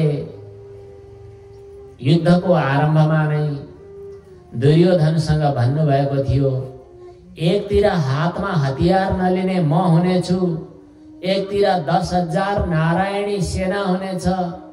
दुईटा मध्ये तिमीहरूले कसले के रोज्नी? अर्जुनले अस्त्र शस्त्र रहित भगवानलाई रोज्ने कुरा गरे। दुर्योधनले हात हतियार नलिने कृष्ण के काम, मलाई त सेना भए पुग्छ भन्यो। त्यतिखेरै भगवानले प्रतिज्ञा गर्नुभएको थियो, महाभारतको युद्धमा मैले हतियार लिने छैन। भीष्म पितामहले प्रतिज्ञा गर्नुभयो, मैले कृष्णलाई हतियार लिने बनाई छाड्ने छु। भीष्म पितामह भगवानका प्रिय भक्त र भगवानको बीचमा बाजी पर्यो। भगवानले जित्ने कि भक्तले जित्ने? भगवानले हतियार नलिने हो भने भक्तले हार्ने, भगवानले जित्ने। भगवानले हतियार लिने हो भने भगवानले हार्ने, भक्तले जित्ने। भगवानले आफ्नो वचन भन्दा पनि आफ्ना भक्तको वचन पूरा गर्न प्रतिबद्ध हुनुहुन्छ। त्यसकारण भगवानले भन्नुहुन्छ, नमे कौन्तेय प्रतिजानीहि नमे भक्तः प्रणश्यति हे कौन्तेय, हे अर्जुन, तिमी प्रतिज्ञा गर, मेरो भक्तको विनाश हुने छैन, मेरो भक्तको अकल्याण हुने छैन भनेर अर्जुनलाई अगाडि सार्नुहुन्छ। भगवानले आफ्नो वचन भन्दा पनि आफ्ना भक्तको वचनलाई रक्षा गर्न कटिबद्ध प्रतिबद्ध हुनुहुन्छ। भीष्म पितामहले भन्नुहुन्छ, जब मैले तिखा तिखा बाणहरूले अर्जुनको रथमा, हजुरको रथमा प्रहार गरे, रथको चक्का भैमा धसियो, घोडाहरूले घोडा टेके, त्यसपछि अकस्मात रथबाट ओर्लिएर भगवान श्री कृष्णले रथको चक्का आफै उठाएर मार्छु पखबुडा तँलाई भन्दै रथको चक्का प्रहार गर्न आउनुभयो। म त गदगद भएँ, आहा मेरो भगवान कति दयालु। स्वनिगमम अपहाय मत प्रतिज्ञां ऋतमधिकर्तुम अवप्लुतो रथस्थः धृतरथ चरणोभ्यात् चलद्गुर हरिरिवहन्तुमिभं गतोत्तरीयः। आफ्नो उत्तरीय वस्त्र पनि उड्दै गरेको बेला मानव सिंहले हात्तीलाई झम्टिन आए झै गरी म माथि आक्रमण गर्न हजुर आइरहनु भएको अवस्था, त्यो सम्झिँदा म गदगद हुन्छु। त्यो स्वरूपको म ध्यान गरिरहँ। शीत विशिखहतो विशीर्ण दंशत क्षतज परिप्लुत आततायिनो मे प्रसभमभिशसार मदवधार्थं सभवतु मे भगवान गतिर्मुकुन्दः। महाभारतको युद्धमा हुन त अरू महारथीहरूले, योद्धाहरूले बाण प्रहार गरे, तर जति जति पनि युद्धमा मरे ती योद्धाहरूले हजुरको दर्शन गर्दै गर्दै प्राण परित्याग गरे। हजुरको दर्शन गर्दै गर्दै प्राण परित्याग गरेका कारणले गर्दा उनीहरू सबैको कल्याण भयो, मोक्ष प्राप्त गरे। त्यस्ता हजुरको चरण कमलमा मेरो नित्य निरन्तर रति लागिरहोस्। जुन गोपीहरूले हजुरको स्मरण गर्दै नित्य निरन्तर तन्मय बनेर हजुरमा समर्पित बने, त्यस्तो हजुर आज मेरो आँखाको सामु प्रकट हुनुभएको छ।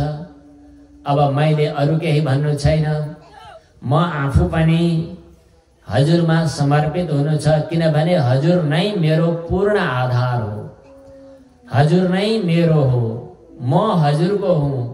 हजुर जसरी आकाशमा एउटा सूर्य छ, सूर्यको किरण सबैतिर प्रसारित भएको छ, हाम्रा आँगनमा सानो माटाको घडामा पानी राख्यौं भने त्यो सूर्यको प्रतिबिम्ब घडामा पर्छ। एउटा घडामा मात्रै पर्छ भन्ने होइन, हजारौं हजार घडा राख्यौं भने हरेक घडामा छुट्टा छुट्टै प्रतिबिम्ब पर्छ सूर्यको। उही सूर्यको जसरी ती सबै प्रतिबिम्बहरू सूर्य भन्दा अलग होइनन्, तर देख्ने बेला अलग जस्तै देखिन्छन्। त्यसै गरी हामी भित्र रहेको चेतना, हामी भित्र रहेको सत्ता, हाम्रो अस्तित्व, हाम्रो एउटा जो अहमपन हो, यो सबै हजुरबाट प्राप्त भएको हो, हजुर नै हो। प्रतिदृशमिव नैकधार्कमेकं, जसरी सूर्य हरेक आँखाले छुट्टा छुट्टै देखिन्छ, त्यस्तै हजुर अजन्मा भगवान श्री कृष्ण पनि आफैले मायाद्वारा रचना गरिएका यी सम्पूर्ण शरीरधारी जीवात्माहरूले आफ्ना आफ्ना हृदयमा आफ्ना आफ्ना तरिकाले अनुभव गरिरहेका छन्। वस्तुतः हजुर चाहिँ सबैको हृदयमा विराजमान एक पूर्ण परमात्मा हुनुहुन्छ। त्यस्तो पूर्ण परमात्मालाई भेद भ्रमको कारणले आफूलाई पृथक भन्ने ठानेर अलमलिरहेका हामी जीवात्मा हौं। तर आज म त्यो अलमलबाट मुक्त भएर भेद भ्रम रहित भएर हजुरमा म समाहित हुन सकूं, हजुरमा म प्राप्त भइरहेको छु। तमिममहमजं शरीर भाजां हृदि हृदि धिष्ठितमात्मकल्पितानां प्रतिदृशमिव नैकधार्कमेकं समधिगतोऽस्मि विधूत भेद मोह। यस प्रकार भीष्म पितामहले भगवानको स्तुति गर्नुभयो।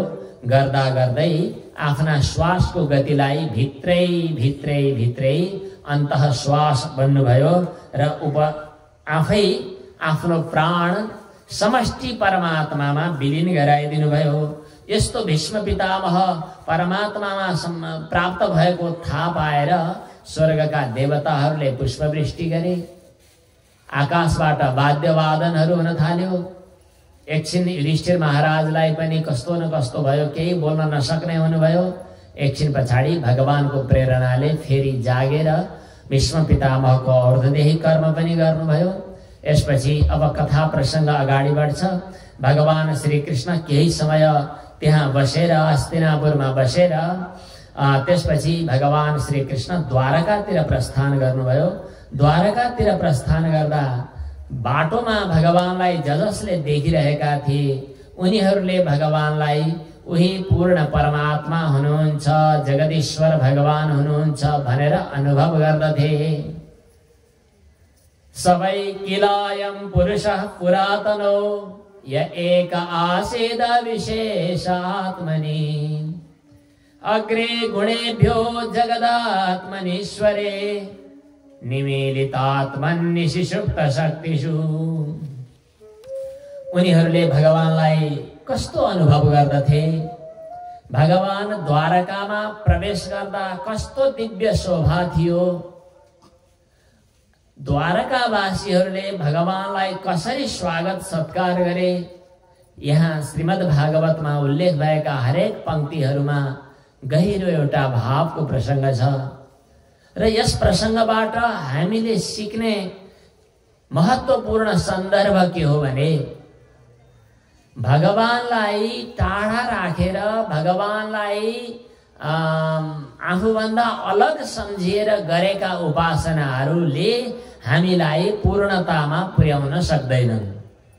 भगवान त्यस्तो हुनु पर्यो, भगवानलाई त्यसरी उपासना गरिनु पर्यो जो हामीसँग हर क्षण साथमा रहेको हुनुहोस्। साधारणीकरण भन्छन् यसलाई।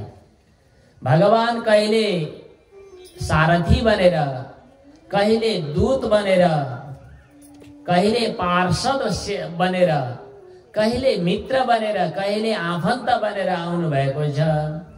श्रीमद् भागवतमा भगवानको चरित्रमा पाइएको यो श्रीमद् भागवत भगवानको साधारणीकरण।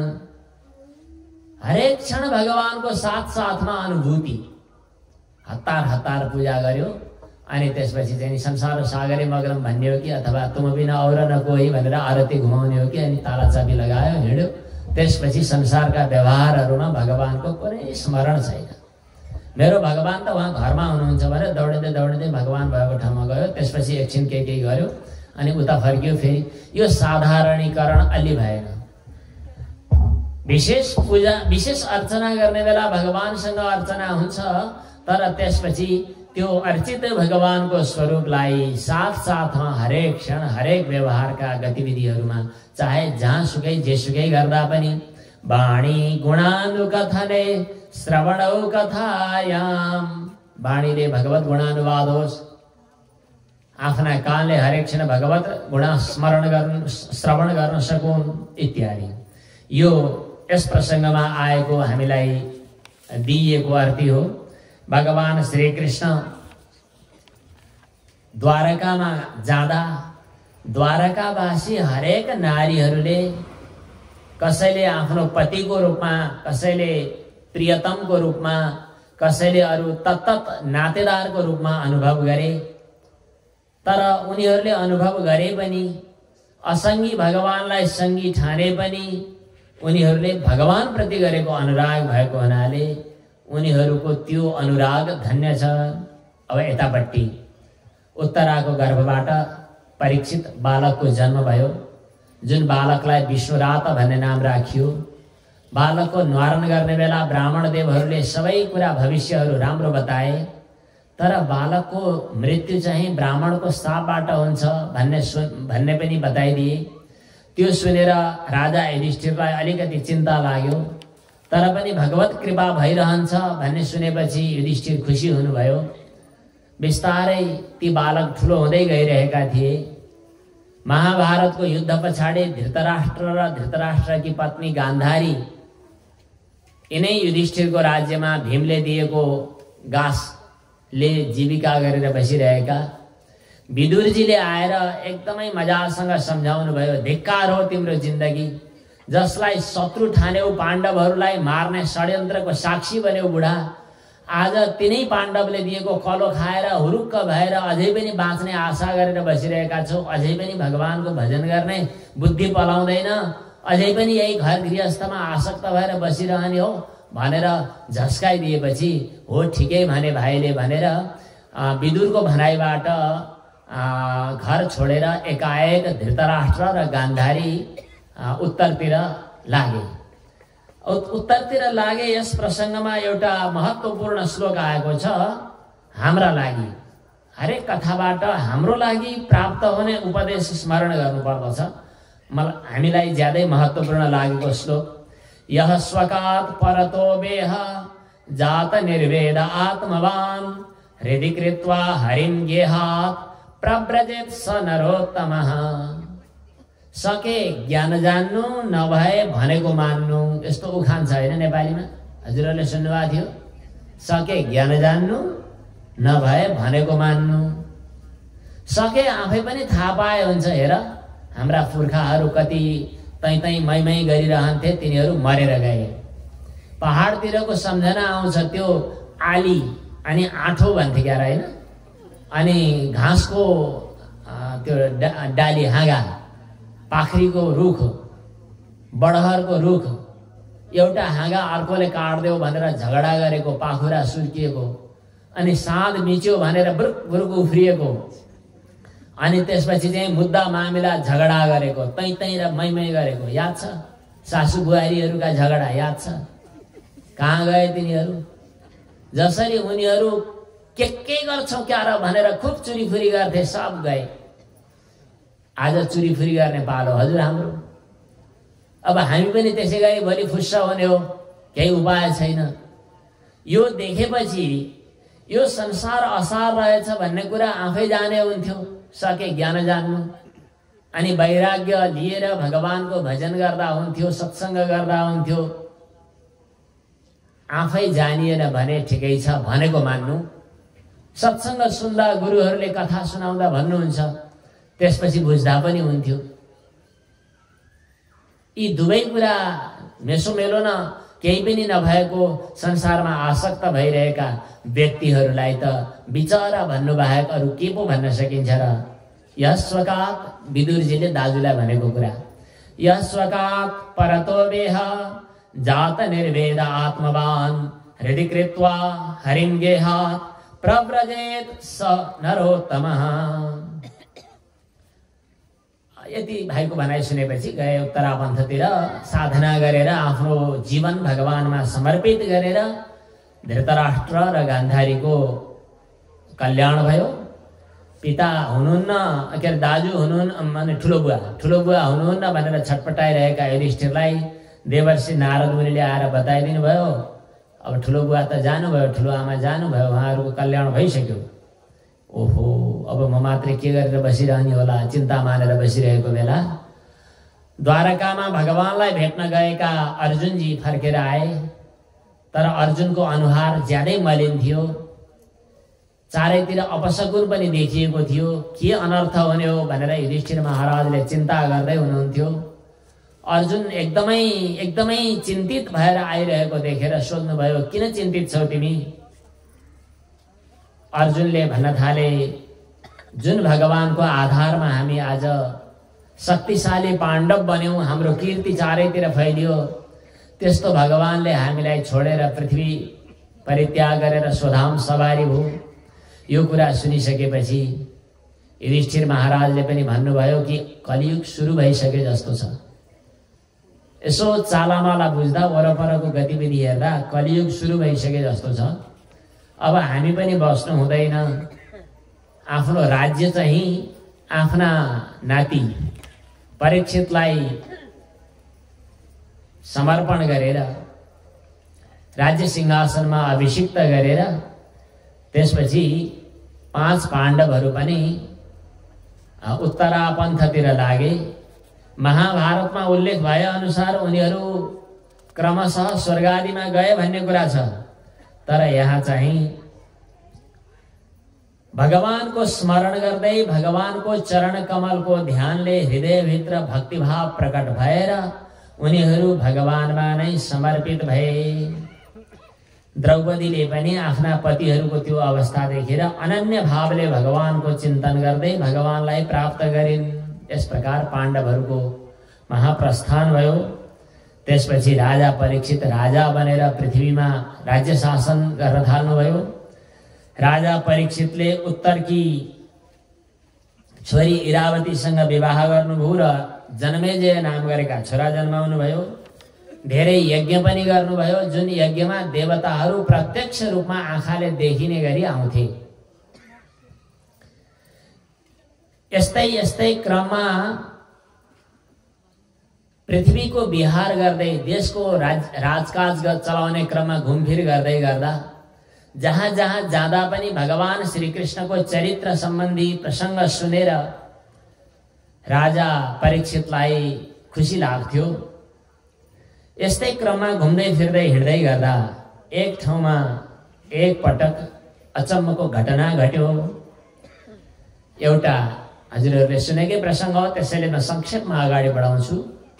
एउटा गोरु थियो साँढे, एउटी गाई थिइन् नजिकै। अनि त्यो गोरु चाहिँ यसो हेरेको तीनटा खुट्टाहरू काटिएको र एउटा खुट्टाले मात्रै टेकेर उभिरहेको, थरर काँपेको। त्यो गाईले पनि आँखाबाट आँसु बगाउँदै त्यो गाई र गोरुको बीचमा संवाद भइरहेको।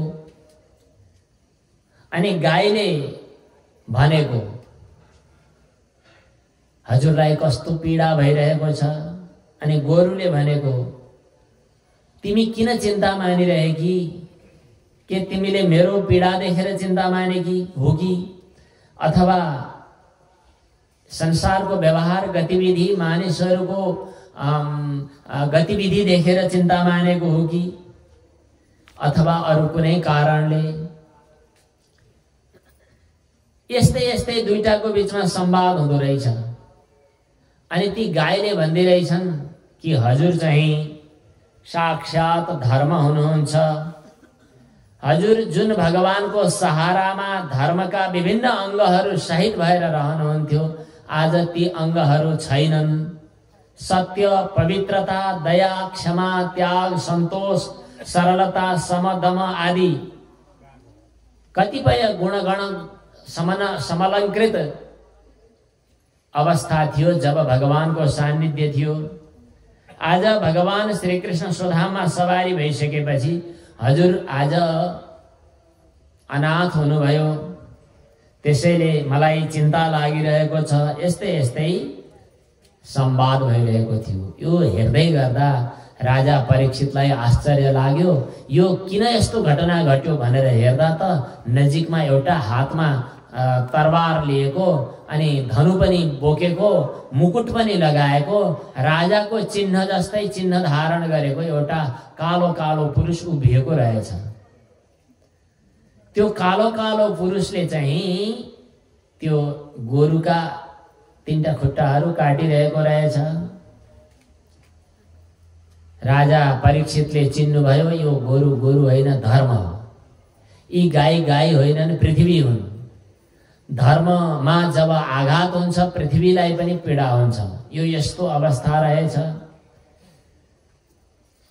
धर्मको आचरणका कारणले पृथ्वी खुसी हुनुहुन्छ। जब हामी अधर्मी बन्छौं, संसारमा धर्मका अङ्गहरू समाप्त हुन्छन्, तब पृथ्वी माता पनि दुखी हुनुहुन्छ। धर्मका पनि वास्तवमा 4 पाउ हुन्छन्। ती 4 पाउ भनेका के रहेछन् त भन्दा तपस्या एउटा पाउ, तपस्या।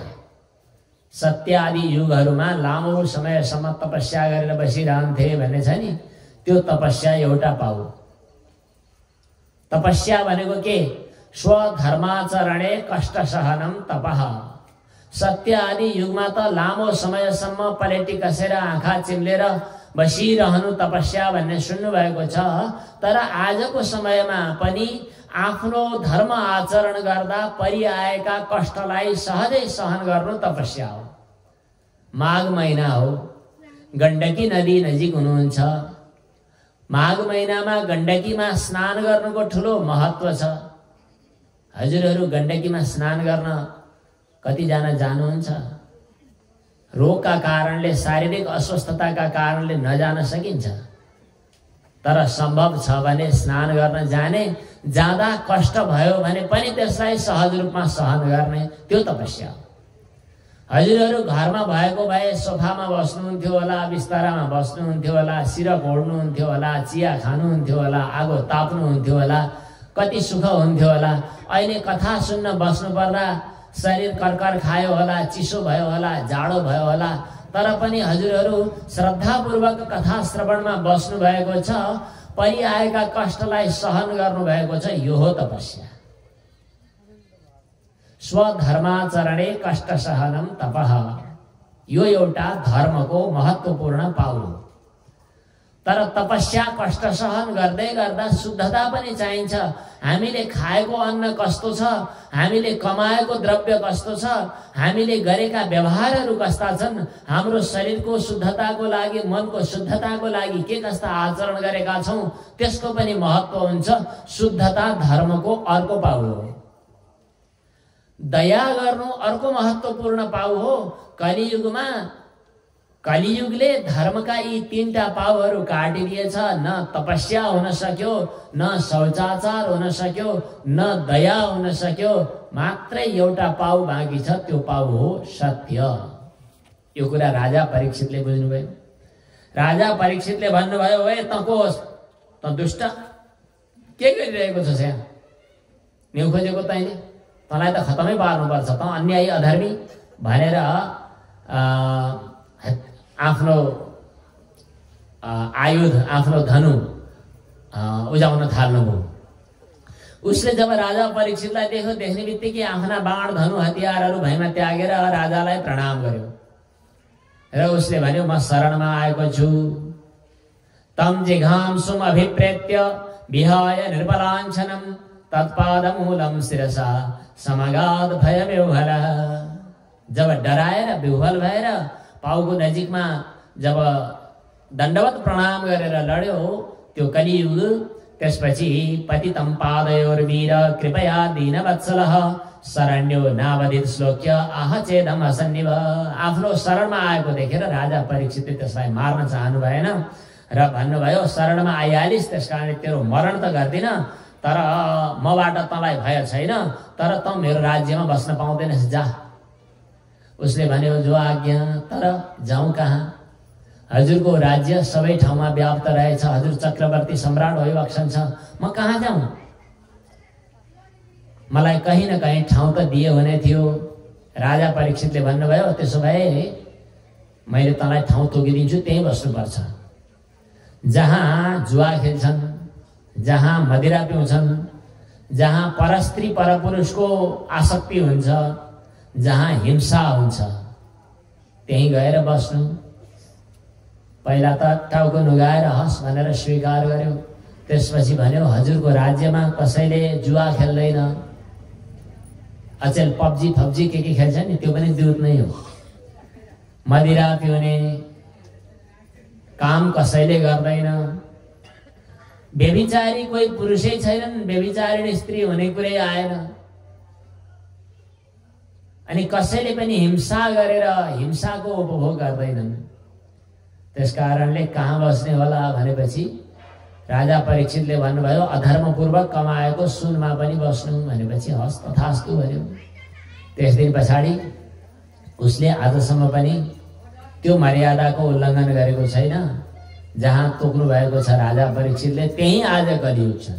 हाम्रा गाउँघरमा पनि कलियुग कतैबाट छिर्यो भने यिनै बहाना बनेर छिर्छ, त्यसबाहेक अन्यत्र कहीँ छिर्दैन। यस प्रकार राजा परीक्षितले कलियुगलाई नियन्त्रण गर्नुभयो र कलियुगलाई नष्ट चाहिँ गर्नु भएन। कलियुगमा पनि सत्यको त सधैँ नित्य निरन्तर स्थिति छ। सत्य नभइकन कलियुगमा धर्म सत्यकै रूपमा रहेको छ। तर राजा परीक्षितले सबै पाउलाई पनि सन्धान गरिदिनु भयो भन्ने छ। यहाँनेरि सत्यको प्रसङ्गलाई स्मरण गर्दा महाभारतको एउटा कथाको याद आयो।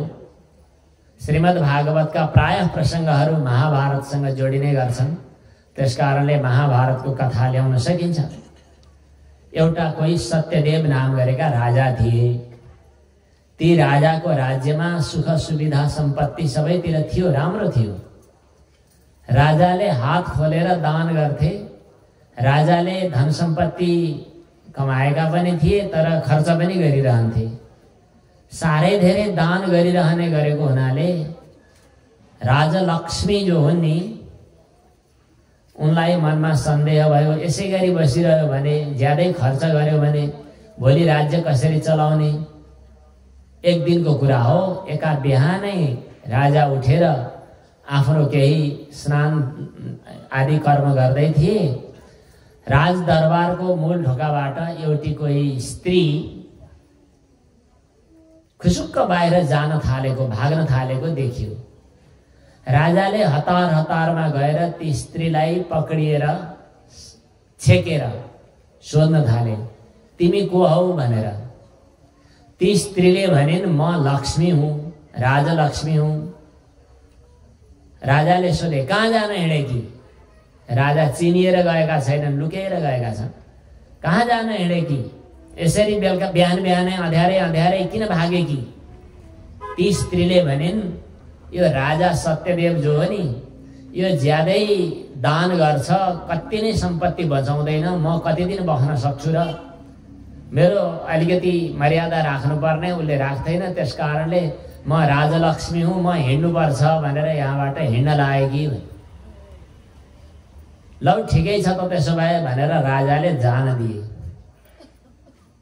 अब यस्तै केही दिन पछाडिको कुरा हो। अर्को दिन बिहान राजाले यस्तै गरी आफ्नो स्वरूपलाई लुकाएर यसो चियो गर्दै गर्दा एउटा पुरुष त्यहाँबाट हिँड्न लागेको देखियो।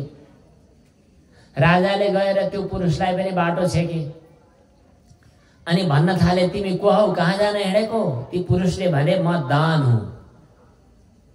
राजाले धेरै सम्पत्ति दान गर्दथे, तर जब राज्यलक्ष्मी गइन्, सम्पत्ति गइन्, सम्पत्ति गइसकेपछि अब दान गर्ने वस्तु भए पो दान गर्ने।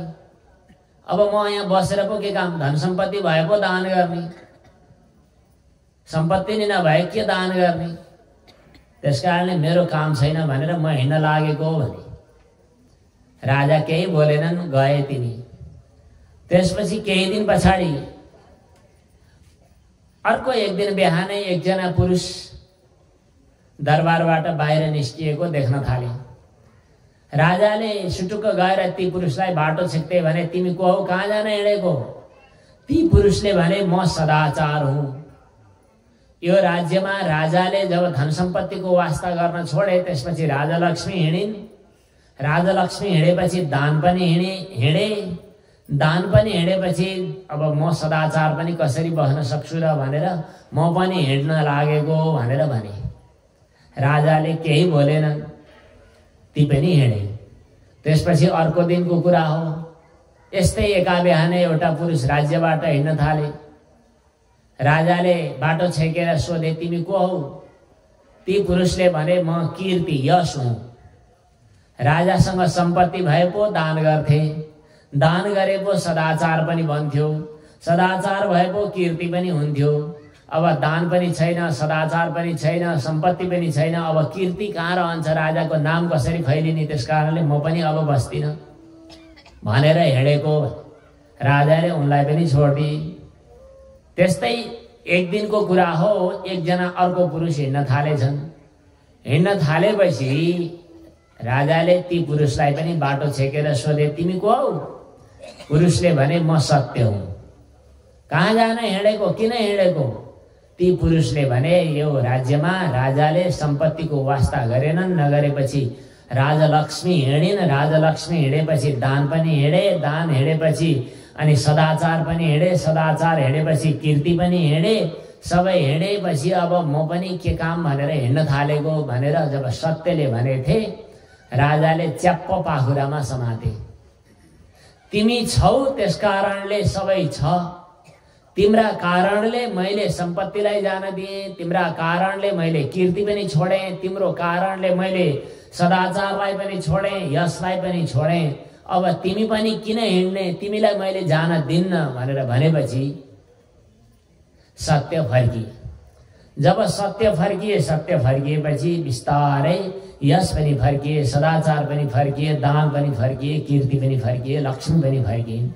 यस प्रकार सत्य जब रह्यो तब सबै रह्यो। कलियुगमा पनि सत्य एउटा धर्म अहिले पनि बाँकी छ र रहनु पर्दछ। पापीहरूले, दुष्टहरूले, चोरहरूले पनि सत्यलाई अवलम्बन गर्नै पर्ने हुन्छ, किनभने असत्य बचाउनका लागि पनि सत्यको सहारा उनीहरूले लिनुपर्ने हुन्छ, असत्यलाई छुपाउनका लागि पनि। यो प्रसङ्गमा आएको कुरा हो। कलियुगका 4 पाउ मध्ये सत्य चाहिँ रहेको थियो, तर राजा परीक्षितले सबैलाई सन्धान गरिदिनु भयो। भक्तवत्सल भगवानको यस प्रकार कलियुगको निग्रहको प्रसङ्ग आएको छ। यस कलियुगको कथालाई हजुरहरूले अरू बेला पनि सुन्नु भएको छ, तर एउटा नयाँ प्रसङ्ग उपनिषदमा आएको छ। कलियुग भनेको के हो र कहाँ छ? अहिले पात्रो हेरेर भन्दा, ज्योतिषीहरूले कुरा गर्दा अहिले कलियुग हो भन्छन्, तर जब हामी भगवत कथामा आनन्दित भइरहेका हुन्छौँ, जब हामी गण्डकीको कृपा प्राप्त गरिरहेका हुन्छौँ, जब हामी शालिग्रामको सेवा गरिरहेका हुन्छौँ, जब हामी भागवत पाठ गरिरहेका हुन्छौँ, जब हामी श्रवण गरिरहेका हुन्छौँ, तब हामीलाई कलियुगले स्पर्श गर्न सक्दैन। हामी भएको ठाउँमा कलियुग आएको छैन र आउन नसकोस्। कलियुग त्यहाँ आउँछ जहाँ हामी अल्छी बन्छौँ, सुताहा बन्छौँ, प्रमादी बन्छौँ, लापरवाह बन्छौँ, त्यहाँ कलियुग हुन्छ।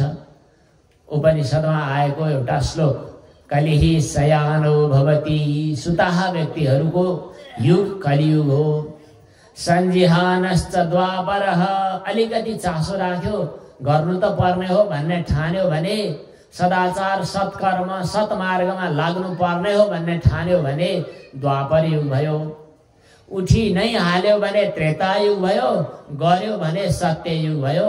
भागवत कथा श्रवण गरिरहेका छौँ, हाम्रा निमित्त यहाँ सत्ययुग छ, किनभने यहाँ भागवत भगवान स्वयं हुनुहुन्छ।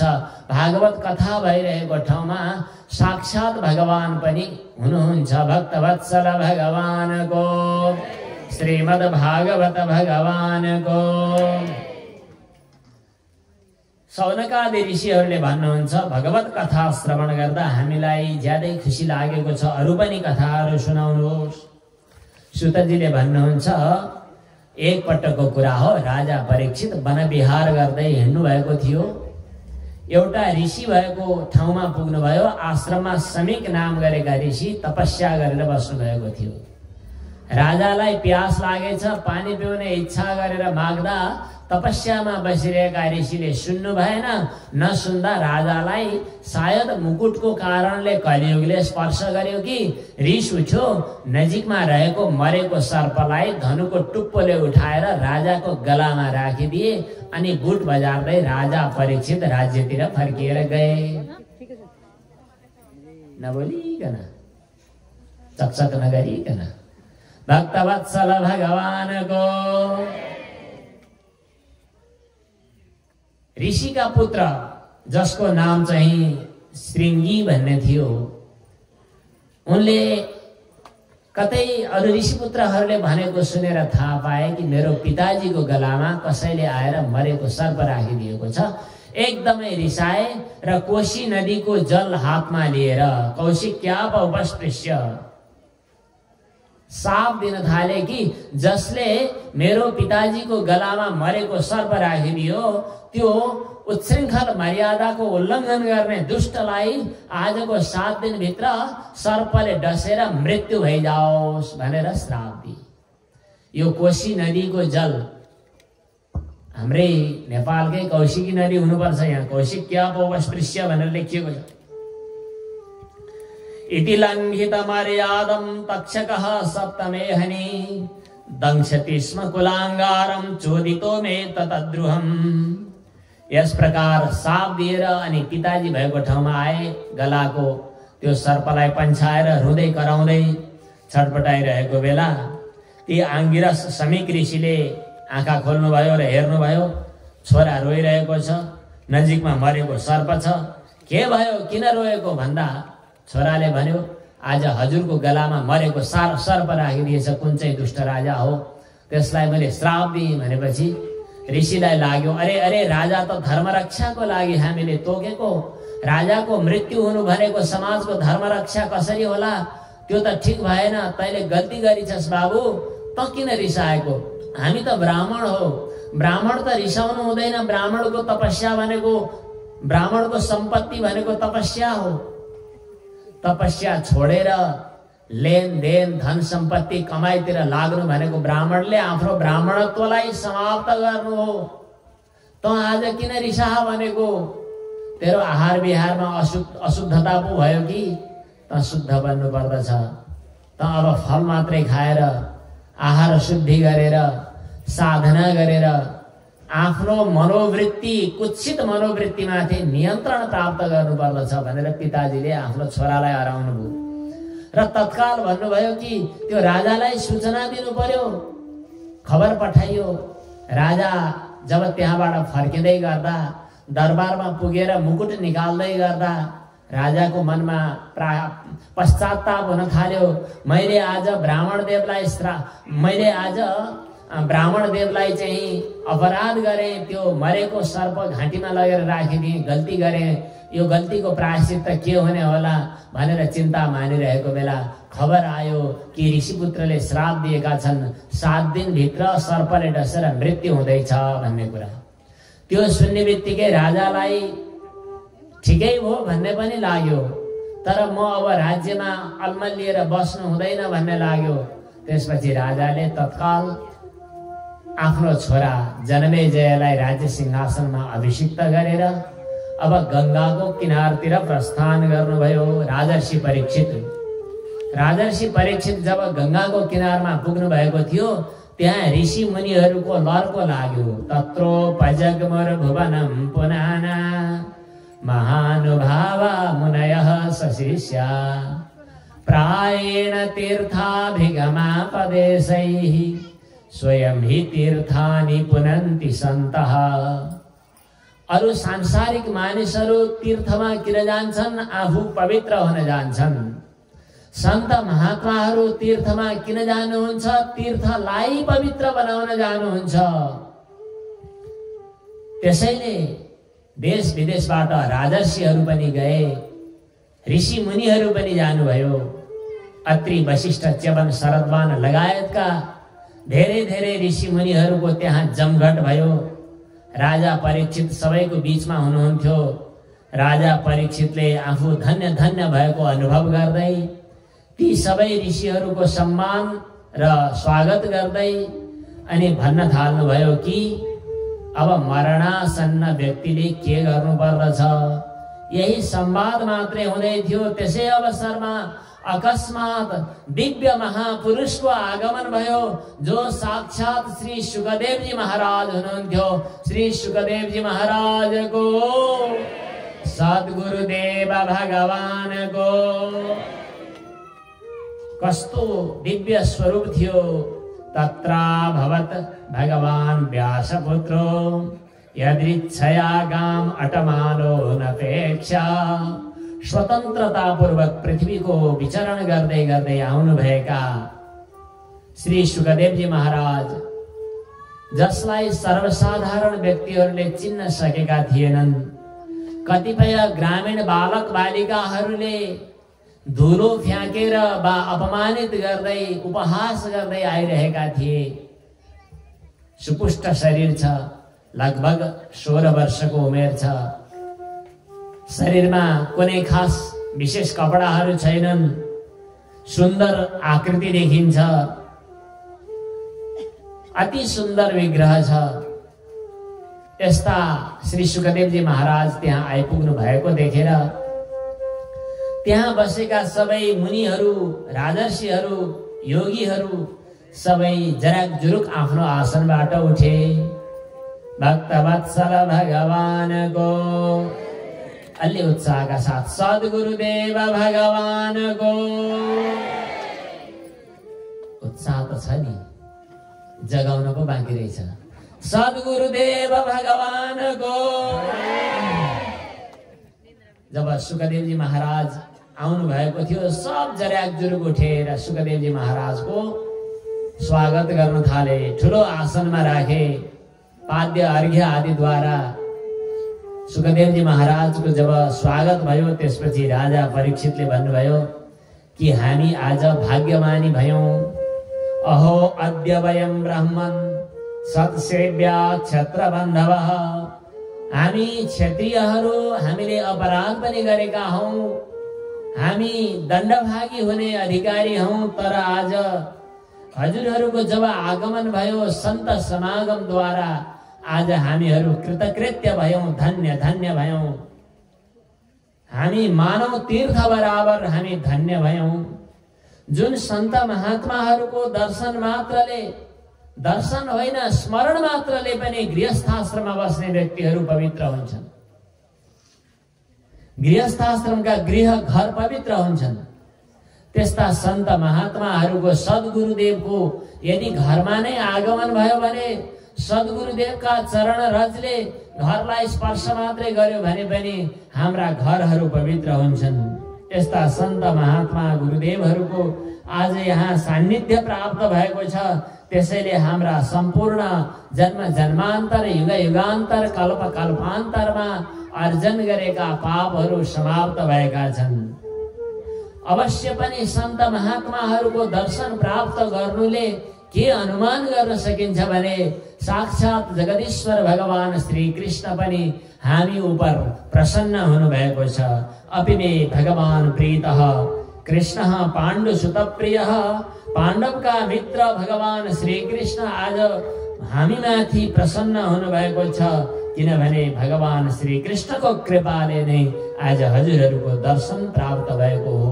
अन्यथा भगवत कृपा नभएसम्म हजुरहरूको यस अवस्थामा दर्शन कसरी मिल्थ्यो र विशेष गरी मृत्युको मुखमा पुगिरहेका व्यक्तिको लागि भगवत भक्तहरूको परम भागवत भगवत भक्त वैष्णवहरूको दर्शन प्राप्त गर्नु हाम्रो लागि ज्यादै ठुलो महत्त्वको विषय हो।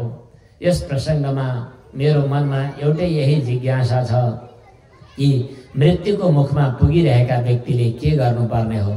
यत् श्रोतव्यम, के सुन्नुपर्ने हो, के जप गर्नुपर्ने हो, अथवा अरू कुनै गर्नुपर्ने केही छ कि धन्दा फन्दा कसैको स्मरण गर्ने हो कि भजन गर्ने हो कि अथवा यस बाहेक अरू केही गर्ने हो कि केही कुरा त्याग्नु पो पर्ने हो कि? अवश्य पनि सन्त महात्माको दर्शन लामो समयसम्म मिल्दैन, किनभने महापुरुषहरू गृहस्थहरूको घरमा लामो समय बस्दैनन्। गृहस्थको घरमा बस्यो भने बिस्तारै बिस्तारै कुराकानीहरू अनि सञ्चय छ, छोरा बुहारी नाति नातिना स्वदेश विदेश अनि त्यहाँ धाक धक्कुहरू यति धेरै कुराहरू हुन थाल्छन्। सन्त महात्माहरूको भजनमा पनि बाधा हुन्छ। त्यसैले प्रायः सत्सङ्गको बहाना बाहेक, सत्सङ्गको अवस्था बाहेक अरू बेला सन्त महात्माहरू लामो समय बस्दैनन्। गाई दुहुने बेलासम्म मात्रै बस्लान्, त्यसभन्दा बढी बस्नुहुन्न। हजुरहरूको सत्सङ्ग लामो समय नमिल्न सक्छ, आज मिलेको छ। यस्तो यो महत्त्वपूर्ण अवसरमा मेरो जिज्ञासा यही छ कि मृत्युको मुखमा पुगिरहेका हामीहरूले के गर्नुपर्ने हो? भक्तवत्सल भगवानको यस प्रकार श्रीमद् भागवत भगवानको प्रथम स्कन्धको सन्दर्भपूर्ण हुन्छ, त्यसलाई अधिकार स्कन्ध भनिन्छ। अब दोस्रो साधना स्कन्ध आयो। श्री सुखदेवजी महाराजले भन्नुहुन्छ मन्द मुस्कानका साथमा राजा परीक्षितलाई, परीक्षितको प्रश्नलाई सम्मान गर्दै श्री शुक उवाच